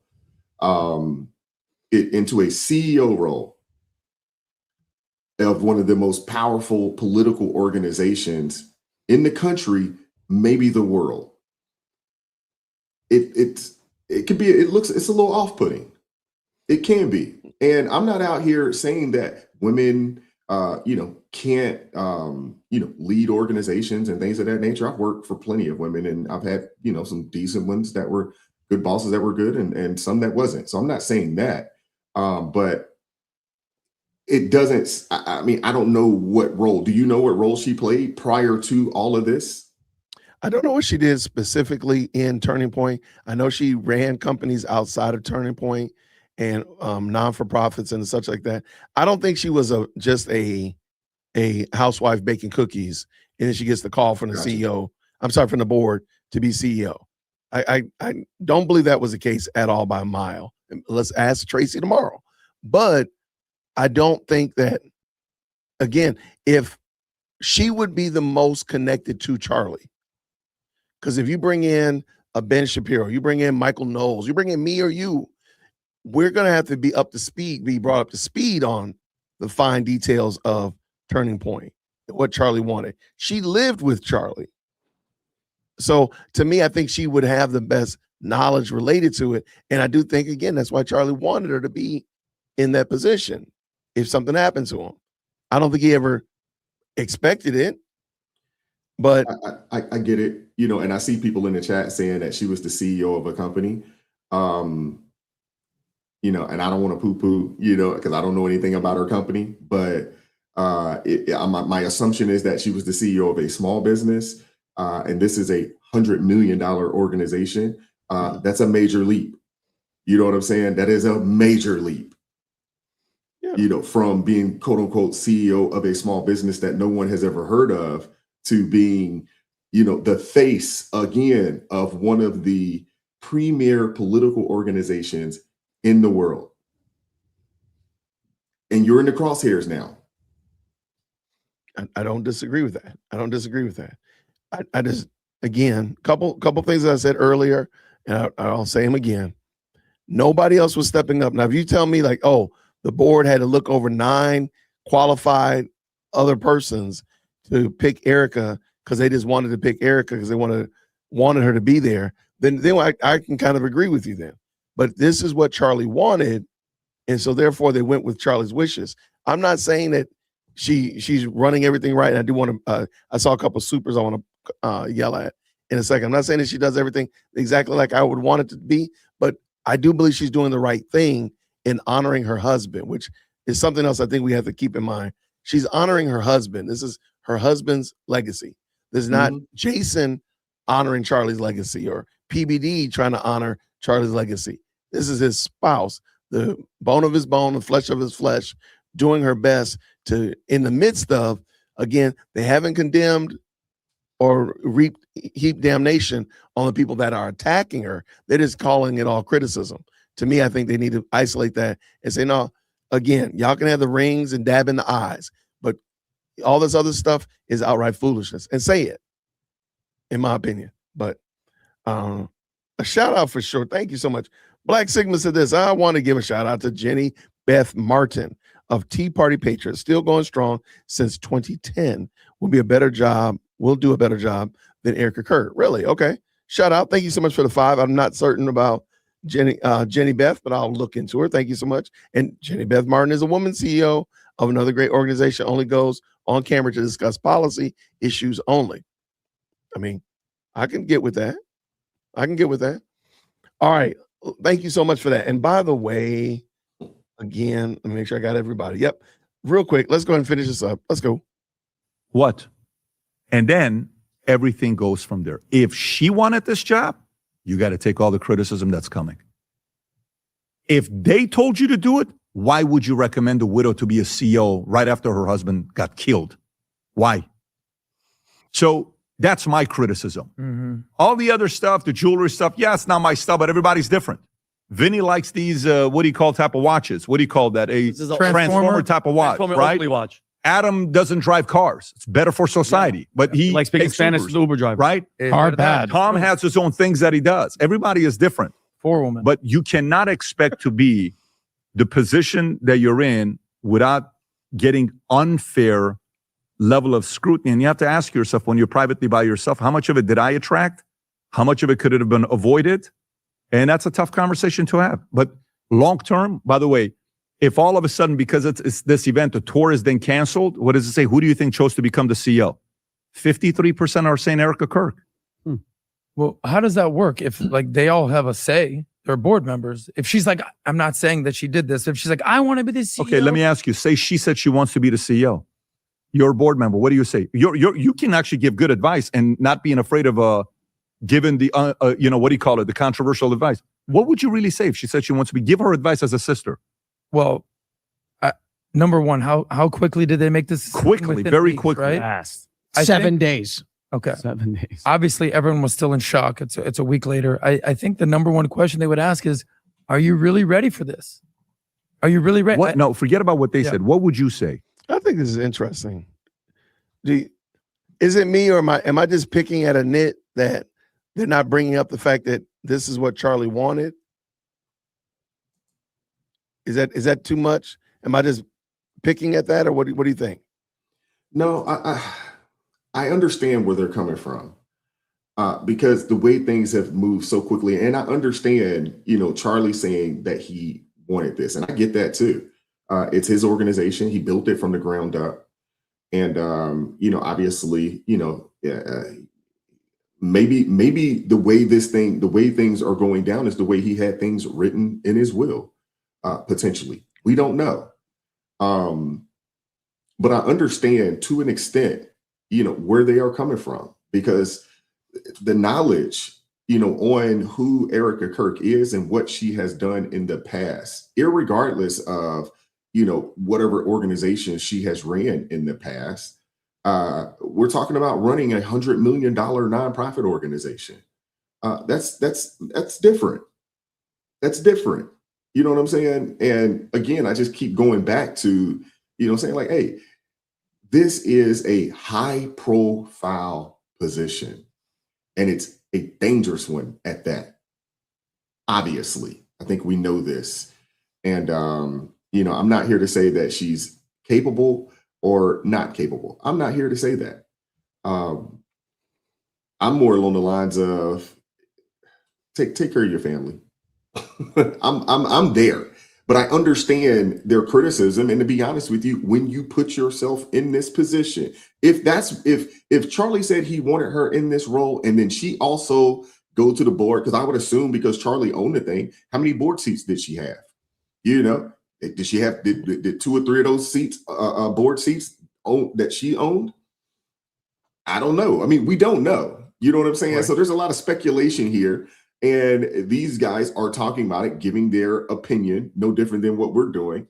I personally, just my personal preference would be do a nationwide search, find the best person that you could put in this role. Not because I don't think she could do it, but I think she would be better suited raising her children. That's me. Okay. All right, we heard you. We heard you.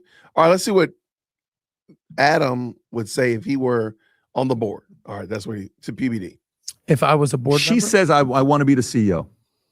if she came and said that, Yeah. I would gently grill her. Well, why do you want to be the CEO? Do you think you're Is that equipped for not is that not a natural state to question that? Of course, you have to. So to me, a part of this, Adam, is on two people, her or the board, nobody else. Well, nobody else. So it doesn't go anywhere. And I don't want to go deeper Actually, into this because I know people are going to call me and say, I can't believe you're doing this. You're doing that. Well, you we're know, already in it. Yeah. I mean, and you've said your position. Nothing that you said today was different, but we're kind of Monday morning quarterback. Where do you think it goes from here? Because she is the CEO, whether the board or her. Oh no, where it goes from here. Where do you think it goes from It's here? not about where you go from here. You put yourself in a situation, man up. Nobody told you to be the CEO. Woman up. You know, you got to do it. Well, guess what? That's the criticism. Yeah. Well, don't The you think criticism is, whoever man up. was the CEO, if not for her, whoever it would have been, knowing today's society and climate and commentators, if they would have picked Bill McGee, No, whatever, I disagree. they'd be Bill like, he McGee- killed No, Charlie. I disagree. He killed Charlie. I disagree. Why? I disagree. They would have done that to anybody. And by the way, at a what scale? Same scale or less? If someone came out of the blue, No. or even one of the board members that nobody knows their you know name, who you choose as a CEO at this position? Do you know what type of a CEO you choose when someone like this happens? old and stable. You choose the most boring person that's trusted, and that person does it because it's an interim CEO. Yes, that's what they should Then have you done. come back 6-12 months later after everything is gone and running a poll, getting the audience involved and let the audience say, we want Erika to be the CEO. Then she says, I'm willing to take the job. The sequencing was out of whack. So again, I've always, Charlie always had an offer where he could always call me and he would call and we would have, many different types of conversations. And I enjoyed every one of them. So to me, it's actually binary. You chose to be the CEO. Lots of pressure comes with that. The board said, you better be the CEO. And then the board screwed up. It's that simple. When you say binary. So, all right. Again, you talk to Charlie, but none of y'all are jumping to actually fill in the role for Charlie.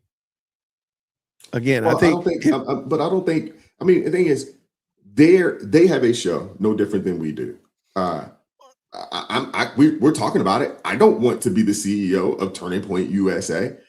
Somebody else had mentioned that, well, Charlie knew he had a target. So if Charlie knew he had a target, why would he want to put his wife in the position that he was just in? That in itself doesn't make sense to me.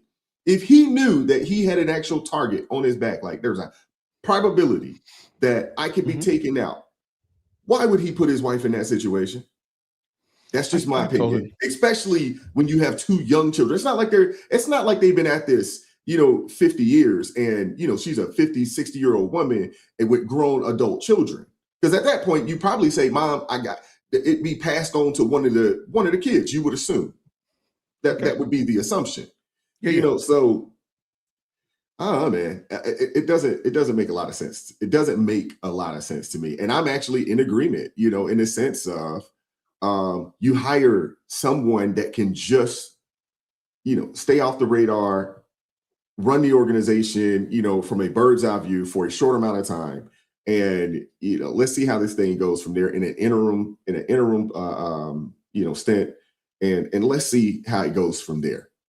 But I personally wouldn't want to put my wife in the crosshairs.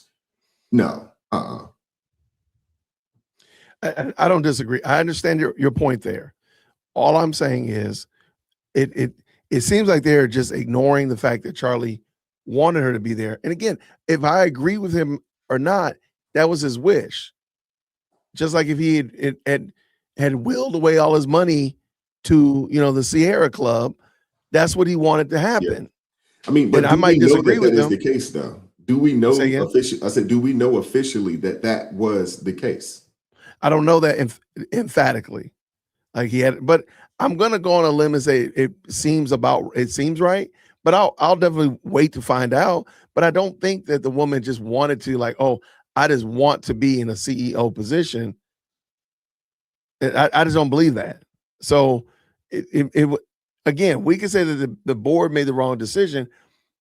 but why are we assuming that Charlie didn't want that? And again, I don't necessarily, I don't know it. But why are we assuming that he didn't want that? That was my only point. Yeah. And again, and when I'm saying a group of men or men wanting to take over the CEO position, it doesn't have to be these ones. But again, just, okay, fine. If you have a critique like that, then are you willing to step in and help? Now, he just said with his whole chest that him and Charlie talked on the phone, and insinuating that they're relatively good. They were relatively good friends. So, sir, what has been your role in helping her out? Whether you like it or not, have you helped her out in this position? Have you offered any kind of support, even though you don't know if she should be in that role, or you maybe got some questions, but she's in the role now? Yeah. Well, and I got to help her out. I do find it a little weird that an organization that brings in an annual revenue of $80 to $100 million doesn't have a written succession plan. That's a little. Do we weird. know that they don't have a written succession plan? That's the only thing we don't know. I mean, I would assume that we would know that right now. I mean, because everybody's not saying that, hey, there was a succession plan and this was the plan. Everybody's saying that, oh, Charlie just wanted, Erika to be in this role. So because if there was a written succession plan, if there was one, which if there isn't one, I find it very weird. Most large companies have a written succession plan that you wouldn't even have to go through all of this, because when you start talking hundreds of millions of dollars, there's a succession plan there. If this happens, if you go outside and you get hit by a bus, the show shouldn't stop. You know what I'm saying? So I find it a little weird that there isn't one, or if there is one, put it out there and say, hey, this was the plan. And then therefore people don't have to speculate. This was the plan. We don't have to speculate it anymore. I can get with you. I don't think people are not going to speculate.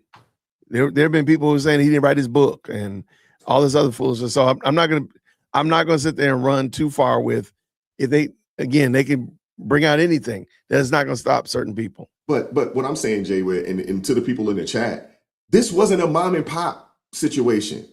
This is $100 million organization. This was not a mom and pop organization. They got board members and things of that nature. I get it. If this was a situation where it was just Charlie out here traveling the world on his own, I would get that. This is $100 million organization. This isn't a mom and pop show. Yeah. No, I understand what you're saying. I don't disagree with you. I don't disagree with SC Dog either. It says this: if these men want Erika to step down, are they willing to step up and help raise her children financially? I mean, I think that's a good question. Or are they willing to help TPUSA in any way, shape, or form? Thank you so much for the 5, and I agree. They just have a lot to say, and I'm like, where are you coupling this with any support? Thank you, Christelle, with the 5.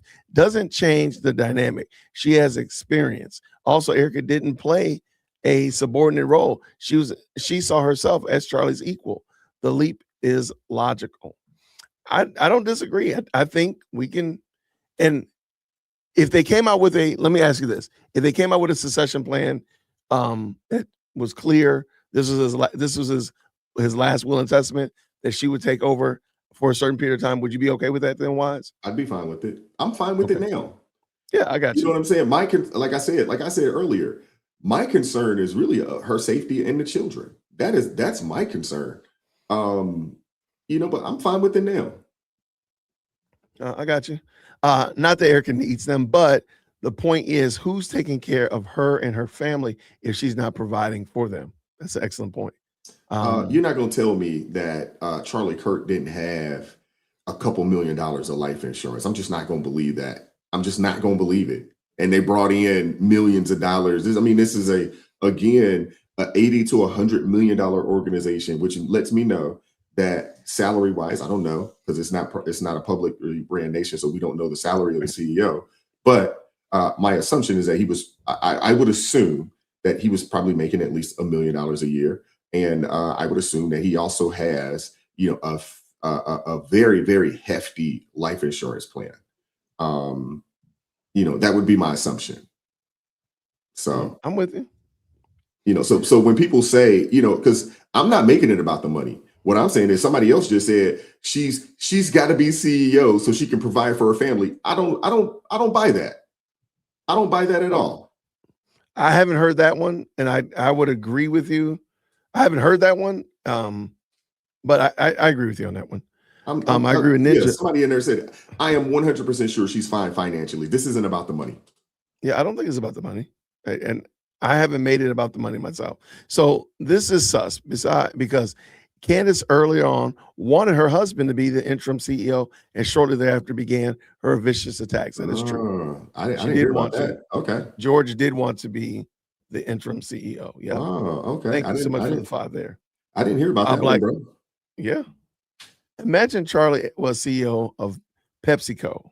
You met your fiance as an intern. Nobody asked what was Erika's track record to move up in that position. Okay. Well, I see your hand on your face. What you thinking? I'm trying to get that. I'm trying to see if I understand what this individual is saying. And I might be wrong, Black Sigma. I think Black Sigma is saying nobody would care. It's only because of he's not at PepsiCo. He's at Turning Point USA. That's the only reason they're talking about it. That's what I'm getting, but I might be wrong. Well, if Charlie was the CEO of Pepsi and he passed away, his fiance is not taking the CEO role. It don't matter if he wanted her to or not. That ain't happening. Okay, maybe that's it. Okay. Shout out Black Sigma. Thank you, friend. Patrine says this. He probably thought his friends would be behind her and help. Ooh. Maybe he didn't think that it would be like this. Thank you for that 5. I appreciate it. SC Dog, so isn't it funny all these accusations on Erika wanted to see? She needs to take care of her kids. Come from Candace and those parrots repeat it. And that's an excellent point as well. I appreciate it. And then let's get out of the Ninja. Says this. Charlie would have never imagined that in his death, his so-called friends would turn on his wife. This was Charlie's biggest mistake, not calling Candace out. Thank you so much for the 10, Ninja. I'm right there with you. I want to throw something out there real quick. Sure. The Indianapolis Colts, the owner passed away, and I believe it's his daughter that took it over.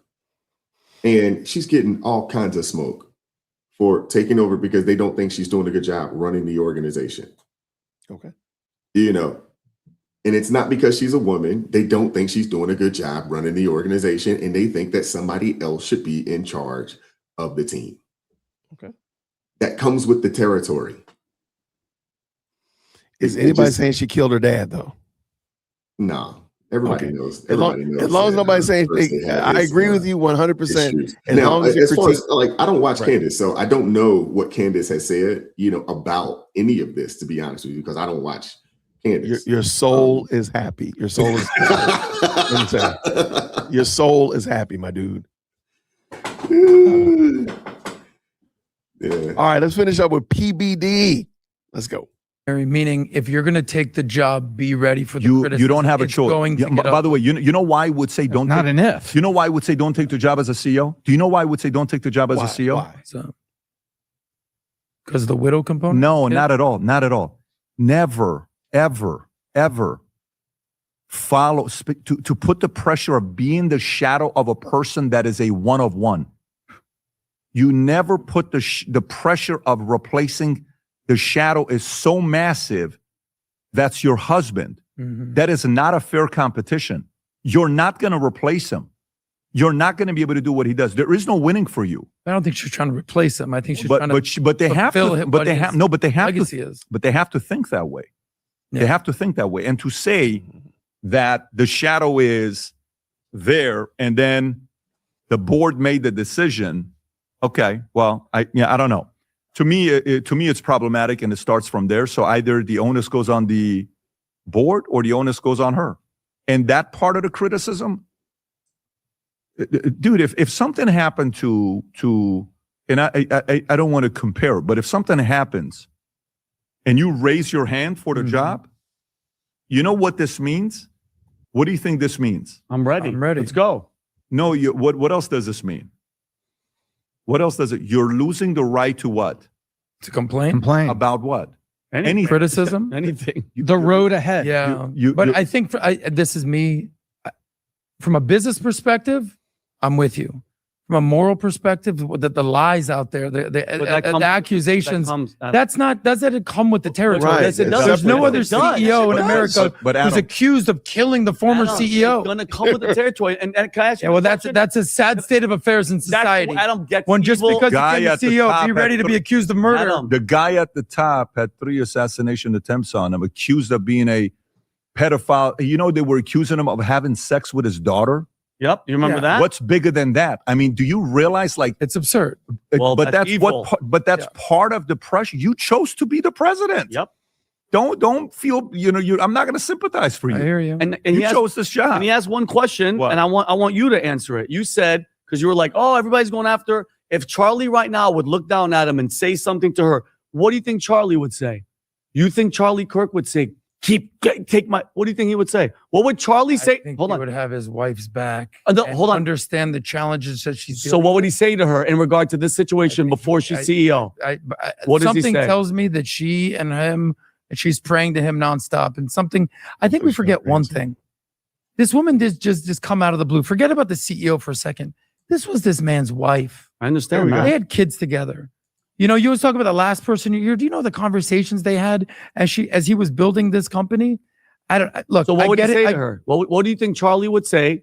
God rest his soul. He's gone, and he has a moment. You think? I'm curious. What does he tell her in that moment to be the CEO and take over everything? Do you think he's basically would be saying you're doing a horrible job? No, I didn't say after. I'm saying in that moment, encouraging her. I think and understanding. I think he would say, the "Babe, challenges. go take care and raise our children. You're financially set for Then life." why didn't she pick that at the beginning then? Adam, And by the way, that's where the criticism. that's the lies. criticism. Adam. And guess what? This is not about. There's a reason why I don't touch this topic. Yeah. There's one reason why I don't like to touch this topic, because of one guy. Charlie. That's it. I don't like to touch this topic. It's a weird thing to have this conversation. You feel it in the room right now. It's weird. I speak here assuming Andrew, one of the guys, is going to watch it and say, now we know where they're at, and I'm very comfortable with my positions. I won't go to sleep losing sleep over the fact that I'm being unfair. Mhm. I don't worry about that. What I'm saying to you is, if this is my daughter, if this is my sister, my advice would be not right now.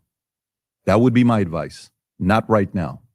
Okay. And all the other stuff when people say stuff from both sides, well, let me tell you, I think Charlie this, I think Charlie that. Those conversations are different conversations, but this is a very delicate Yeah, it situation. The FLB shoes. People were messaging me, size 14. All right. So he sells shoes too. I didn't know that. Anyway. All right, Wise. Tell me where you landed, man. Tell me. We're going to go ahead and start the descent plan. I hate to beat a dead horse, man, but again, I personally don't have an issue with her being in the role. I'm not one of those, sexist pigs that don't think that women can be in leadership roles. I'm not one of them. But when I think about this particular organization, this isn't, running a Pepsi Cola or, some shoe store or some clothing line. This is a political organization that is high up there. It's well known and it's divisive. And there are a lot of people out there that do not like what the organization stands for. And, it's a dangerous role to be in. It is a dangerous role to be in because of the agenda that they're pushing that I agree with. You know what I'm saying? I'm not a part of Turning Point USA, but I can't think of anything that I disagreed with in reference to what the organization has attempted to do over the years. And my concern is really about her safety. And, my preference would be, hey, go put the focus on the children and your family. That's just where I stand at it. I got you. Okay, let me ask you this. You can pick anybody I would say even living or dead, but anybody alive today to run TPUSA, who would you pick? Okay, Erika calls you and says, you know what, Wise, I think I'm going to step down, take care of my family, and get out of the limelight. Whom should I pick to take over? Who would you pick? That's a difficult question to answer. As someone that, spent his life, the better part of 15 years interviewing people for positions, I personally, if it was me, I would say, hey, let's sit down, and let's get an understanding. Let me get an understanding of what Charlie's vision is for the direction of TPUSA. That would be question number one. Once I can gather that information there, and let me know, I want to know the direction and the vision. And then, okay, now let's sit down and let's start to create some bullet points of what that person needs to look like, and what, characteristics and capabilities do they need to have in order to stay in this role. And now let's create a short list of people and let's start interviewing folks. I couldn't sit here and say today, I think this person should run TPUSA. I can't. I have no idea what direction they want this thing to go. Now, I do know that there's been, a plethora of people that have joined TPUSA since Charlie's passing. So I don't think there is a shortage of people willing to be a part of the organization. Again, I go back to and I say, my concern isn't her ability. My concern is the kids. And, you can call me sexist or whatever the case may be. I think it's extremely important for parents to play major roles in their children's life. I think and when you become a CEO of this type of organization and it requires 12 to 14, 15-hour days in order to be in this role the way you are supposed to be in this role. And you are also a mom to an extent on their own. And I'm sure she has some nannies, but nannies don't take the place of real mama. You know what I'm saying? So my suggestion would be, hey, put that list together. Let's go through, let's hire an interim, and then let's see if we can find somebody that can take this position on full time and head it in the future. Okay. I can dig it. I can rock with that. I appreciate it, man. All right. We gotta lighten it up a little bit. I appreciate you, Wise. Thank you for hopping in. Appreciate you I having me on. appreciate the best and most electrifying comment section and live chat. All right. I'm gonna ask you this question, Wise. Because I'm gonna start the rumor that the reason you are in Alabama instead of Maryland is because you actually had a ticket on Spirit Airlines and they closed down on you and you got stuck in Alabama. That's how I'm gonna start the rumor, man. Well, first off, I can honestly say I've never flown Spirit before in my life. Never. And based off of the videos that I've seen of people being on Spirit, it made me say, I'm never getting on that airline. Now, I did fly Frontier once. I flew Frontier, yeah. I flew Frontier one time, and the flight down wasn't bad. The flight back, it got delayed like 4 or 5 times, and I was like, man, I'm never doing Frontier again. But then again, I guess that doesn't matter in this day and age because it seems like flights are getting delayed left and right. But I just wanted to go home, and I was frustrated, and the seats aren't that comfortable. But I'm not gonna lie to you, bro. I'm loving the new shindig, man. I'm loving the area. The city is dope. People are nice. Southern hospitality is a real thing, and I'm glad to be You are back. welcome. You are welcome. You are welcome. Welcome to the South, my friend. Welcome back to the I'm South. loving it. I'm loving it, man. People are so nice down here, man. So nice. I love it. Yeah, so I watched the video about Spirit. Pink Book did a really good breakdown of it. I watched that to start the show off. I mean, I hate it because there's a lot of folk who are out of job over something that could have been resolved. Yep. You know, with a merger with Frontier or even a merger with, is JetBlue still around? Yeah, JetBlue is still around. Okay, we don't know for how long, but this is just another failed Democratic policy. This is a failure. I know I know Elizabeth Warren came out there and tried to say it wasn't her, but it was her.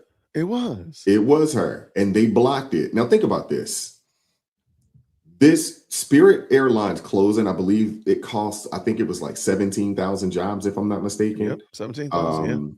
You know, 17,000 jobs. And that's not including, you know, all the, ancillary positions at the airports, you know, because you need those people that, they pull the baggage, all the support and things of that nature, so we don't really know the real effect. Maybe that's a $25,000-$30,000 or 30,000 positions that could be going just on the strength of this bankruptcy in this company going out of business. But I will say this: I do appreciate the president not getting involved in trying to save it. I do not want to see our federal government involved in saving companies. We did this already before in 2008 with the bailouts. And Kennedy said something that really resonated with me. Think about how many small businesses closed down during the pandemic and the shutdown, and they didn't get a government bailout and they didn't come back. You know what I'm saying? So just because this organization had a failed business policy, their practices, it wasn't good. And, I don't think us as taxpayers should, go into our pockets and bail them out. No argument for me. Hey, capitalism, as it is, that's just how it works. Now, had the Democrats not got in the way, they could allow Spirit and JetBlue to merge. I think it was Frontier first. What was it? Frontier first? They tried with Frontier. Well, they blocked that one, and then they blocked the JetBlue. The JetBlue was the last one. And had that happened, they wouldn't have lost these jobs. And if the Democrats stop getting in the way, you know what I'm saying, with their socialist policies and socialist agenda, this wouldn't even be a thing. It wouldn't be anything that we're talking about, because organizations only merge when they know they're in trouble and it benefits both of them. And then they had the nerve, and then Elizabeth Warren had the nerve to say that by blocking this, it keeps fares low. Fares low, yep. Now fares are up. Right. Behind and that's what they alleged, that fares were going to go up when they merged. But now they've guaranteed. And the bad thing is, who this 17,000 job loss, who's going to have that under their ledger? It's going to be Trump. President Trump. Yeah. Yeah, he's lost 17,000 jobs, even though this was a ticking time bomb from 3 years ago. It don't matter. He's going to have to absorb it. But Darla said, I guess the crazy's going back to Southwest. Please don't. I don't fly. I can't. Well, I'm not going to say I don't fly Southwest, but we won't be flying Southwest much because Southwest doesn't fly out of here. So who flies out of there? Delta, American, and there's another one called I think it's called Breeze Airlines. You ever heard of Breeze Airlines? Yeah, okay, Breeze Airlines, man. They're one of those budget friendly airlines, but they really only fly into like smaller cities. Yeah, so they'll fly into Tampa, they'll fly down in the Orlando area. I think you can go down to Miami from here. But they're more fly into more regional airports opposed to the big ones. Yeah, Breeze Airlines. Man. Okay. Now I'm just looking them up real quick. Yeah, they're pretty affordable. I said their prices are pretty affordable, man. Okay, shout out for sure. All right, so I'm gonna learn something new every day, man. Hey, you never know, man. You might get you some cheap flights down to Miami, man. Take you and the missus, man. We're gonna, we maybe will. I'm gonna keep the rumor going that you got stuck in. Yeah, I got stuck because I like that one. I like that one better. So let me ask you this: as we clean the palate, because I want to end on a funny note. Are you familiar with Anton Daniels? Of course. Okay. Are you familiar with Umar Johnson? Of course. Okay. Did you hear about this whole story about the guy? I want to say it was in Michigan. Working at Taco Bell, firing shots at a customer. They got into a squabble about the water cup. I believe so. I believe I watched the video on X, if I'm not mistaken. Yeah. Yeah. I believe so. I mean, I watched so much stuff, but I'm almost for sure I watched it. So Anton was critiquing it and talking about it, and he was talking about the fact that this guy is at work, strapped with you know, with a gat at work. You're like, why are you doing this? And he slipped into this. He slipped into this playing a role of being Umar Johnson. It was so funny. I have to admit, Anton might have won me over as a comedian for this one. So real quick, let me check it out. Oh no. What was you doing with a pistol at Taco Bell, big dog? Huh? Why are you walking around with a pistol at Taco Bell, getting into it with people and cocking a pistol, big dog? Huh? Racking and everything. Yeah. Now, the media and the people on social media and Umar and them, they gonna say it's the system's fault. Why are black men incarcerated at 4 times the rate of their Caucasian male counterparts? Why are black men, and I'm gonna ask you again. Wait a minute. Let me get my whole point out. Why are black men incarcerated in this country? You gotta say it 3 times. In the United States of America at a rate of 5 times their white counterparts? I'll tell you why. That was rhetorical. All right. Snow bunnies never, black sisters forever. I'll tell you why. Because the white man in this country, this system. Now, I'm no fan of Trump, but Kamala Harris was definitely not the solution for the black community, and I'll tell you why. If he just repeated it 3 times, he would be on it. I think that both the system and both parties, okay, hit the Cash App, hit the PayPal, FDMG, ABCDEFG, the Frederick Douglass Marcus Garvey Academy opening next month. We having a paint party.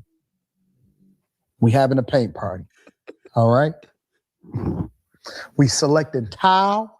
I'm going live from the gymnasium. They're trying to shut me down. The Delaware School Board says that they want my property and they're trying to shut me down. That's why I haven't opened a school in 12 years. But one thing I know is just like the system is against them, they're against me because it's the re-education of the Negro. And we're going to have a paint party. My sisters, I see you. Blocked. What was you doing with a pistol at Taco All Bell, right. big I dog? just thought he was I thought it was hilarious. Yes, you gotta hit the That's Cash hilarious, App. bro. You gotta hit the That Cash is App. hilarious. I had not seen that. That's hilarious. Wow. It was just in a clip. Shout out to Amethyst Angel said, hey, Anton is impersonating Umar. And it was hilarious, man. I think it's comical. So anyway, I just thought it was great. And he had a black hat and a black beard and a black shirt. So we had to go ahead and bring him in here too. Hey. Yeah, shout out to Amethyst Angel, man. Philly's finest. Shout out to Amethyst. That's all right. hilarious, dude. That is hilarious. Oh, wait. We got new members up in the building. Daniel's a brand new member. Man. Shout out to him. Who's the champion? 2024 NBA champion. That's the Lakers. Lakers. I got you. Are you going to be coming to Atlanta to watch Angel Reese play with the Atlanta Dream? Not in your life. Come on, I wouldn't take a free ticket, bro. No way. I'll buy the tickets if you come. How far are you from me? You're like, what, 3 hours? 3 hours, man. Come on, man. 3 hours. Matter of fact, I'm gonna be down there in a couple of weeks. I'll be down there. If it's the end of the month, I'm doing a content creator meet and greet in Marietta. Oh yeah? Yeah. End of the month. What's the end of the month? Like when? May 30th? May 30th to the 4th. I'm trying to see. There's a couple of people coming in trying to coordinate sometimes. But we're over in I Cobb can get County. a studio. I might actually come down there. I might not be able to. Well, I got you a studio. We got that. Yeah, send me the information. Let me see. I might Say have less. something on the books. Say less. See. We have a party. I feel like I'm doing And- something that the 30th weekend or the 29th, 30th. I'll send you some dates. or something like that. And then we'll go watch the Atlanta Dream. You doing a show tomorrow, man? Absolutely, of course. 9:30 What a.m. time? Eastern Standard Time, man. You know we do this, man. We are consistent over here at ARP, man. You are Tuesday, consistent. Thursday, Friday, 9:30 a.m. Eastern Standard Time. Crystal asked me, she was like, well, since you're now on Central, are you going to go to, 9:30 Central Time? I'm like, no, we're going to keep it right where it's been, 9:30 a.m. Eastern Standard Time. It has been that now, what, a year and a half. We've been sticking with the time. We went from 5 days to 3 days, but I actually like the 3 days, and I'm gonna keep it. We're not gonna add a day. We're gonna stick to the 3 days: Tuesday, Thursday, Friday, 9:30 a.m. Eastern Standard Time. I got you know, and it's great, man. So I like those of you it. I guys, like I know it. there's a few people over here, that are, part of the ARP family, man. So we appreciate you guys, pulling out. But if you'd like to come hang out with us, let me know in the chat, if you do pull up, man, so we can welcome you to the show. Jay Witt, you want to come? You want to join us tomorrow morning, bro? Tomorrow morning, I can't. But Friday, I got you. Friday? Okay, that'll work. Let me double check. Yeah, let me double check. That'll work. I got you, man. I got you. We had, dude, Friday's show last week was 5 hours, bro. See, We would that's not, we wouldn't, something told me in my spirit. That's not a normal occurrence, but we had a lot of fun Friday. It was a lot of fun. And we was cutting up. It was a lot of fun. It was a good show. It was crazy. Tomorrow's Cinco de Mayo too. Tomorrow's Cinco de Mayo? Oh, okay. Yeah, man, we gotta go get tacos and Yeah, tamales. do some tacos, man. Can dig it. All right. Yeah, I got you. Send me a calendar invite for Friday, though, Yeah, for sure. I'll get one out to you. Thank you so in a much, little bit. Future. Thank you so much. Yeah, thank you. I know the All right. future. Appreciate you. Or I don't know the future. Oh, that's what that is. I've Yeah, never wanted to say IDK. I didn't know Yeah. what. I don't didn't know. Oh the my future. gosh. Well, thank you so much. And I feel bad. I just call it future. I don't know the future. Yeah, I don't know the future. None of us do. That's why you got to stay prayed up. There you go. There you go. No, I appreciate it. All right. So everybody do me a favor. Please make sure you hit the like button, because I told y'all that I'm in a competition with another content creator to hit 150,000 likes this month. And this is the gentleman right here. This is the guy right here that's going to be taking care of our gifted memberships. Because I'm going to hit my 150 before he does. So please make sure you hit the like button. Go on and just abuse the like button. That's a lot of likes. Just go on and abuse a lot it. of likes. Let me double check. Let me see where I'm at real quick while I'm talking trash. Because I might have to finagle that thing. I think we're good. Though. I think we're good. But no, I appreciate it. Wise, thank you so much for following through with us, man. Well, I appreciate it, man. My house- apologies for being a little late, man. I got to the house and then we had somebody come to the crib, and yeah, it was, so it's all good. But appreciate your invite. Appreciate the invite. This was good. No problem at all. My house is full of love because everybody's here now. So I'm going to go see what they're up to. And oh yeah, we cooking. All right, Wise. I got you, brother. I got you. Y'all make sure y'all hit that like button. Go ahead and hit it. But I will see you, brother. I will see you on Friday for sure. And I'll Yes, talk sir. to you before the weekend's out. Yeah, of course. All right, man. Be good, brother. Catch you in a minute. All right, man. Appreciate you, bro. You got it, man. Catch you soon. Grace and peace, friend. All right, that was Wise from A Righteous Perspective. Thank y'all so much for welcoming him and all of that kind of good jazz. Thank y'all so much for the very kind supers, and thank you so much to our brand new members. Oh wait, did I miss someone? Jason, love you, my friend, but I'm about to go watch. WWE quit boxing the air. Got to get my eye candy fix. I have not watched wrestling in so long. That's something I haven't watched in a while. That or mixed martial arts. I'm going to have to get back. Thank you so much for that. I appreciate it, friend. And what Celine said is, legacy is her drive. Erika won't leave it to others. No, I agree with you. Thank you so much for the two. That's very kind of you. I agree with you. And I'm just praying. I'm praying for Turning Point. I'm praying for Erika because I do believe in what they're doing. So I appreciate y'all. I'm going to go see what my family's doing because they in here in the kitchen making noise. All the girls are here. So that's always cool. I appreciate each and one of y'all. Tomorrow, 9 o'clock, Tracy Martin, 9 o'clock Eastern Standard Time, PM. Tracy Martin and I will be having a conversation. She said she's going to be taking some questions, so we'll definitely be looking for that as well.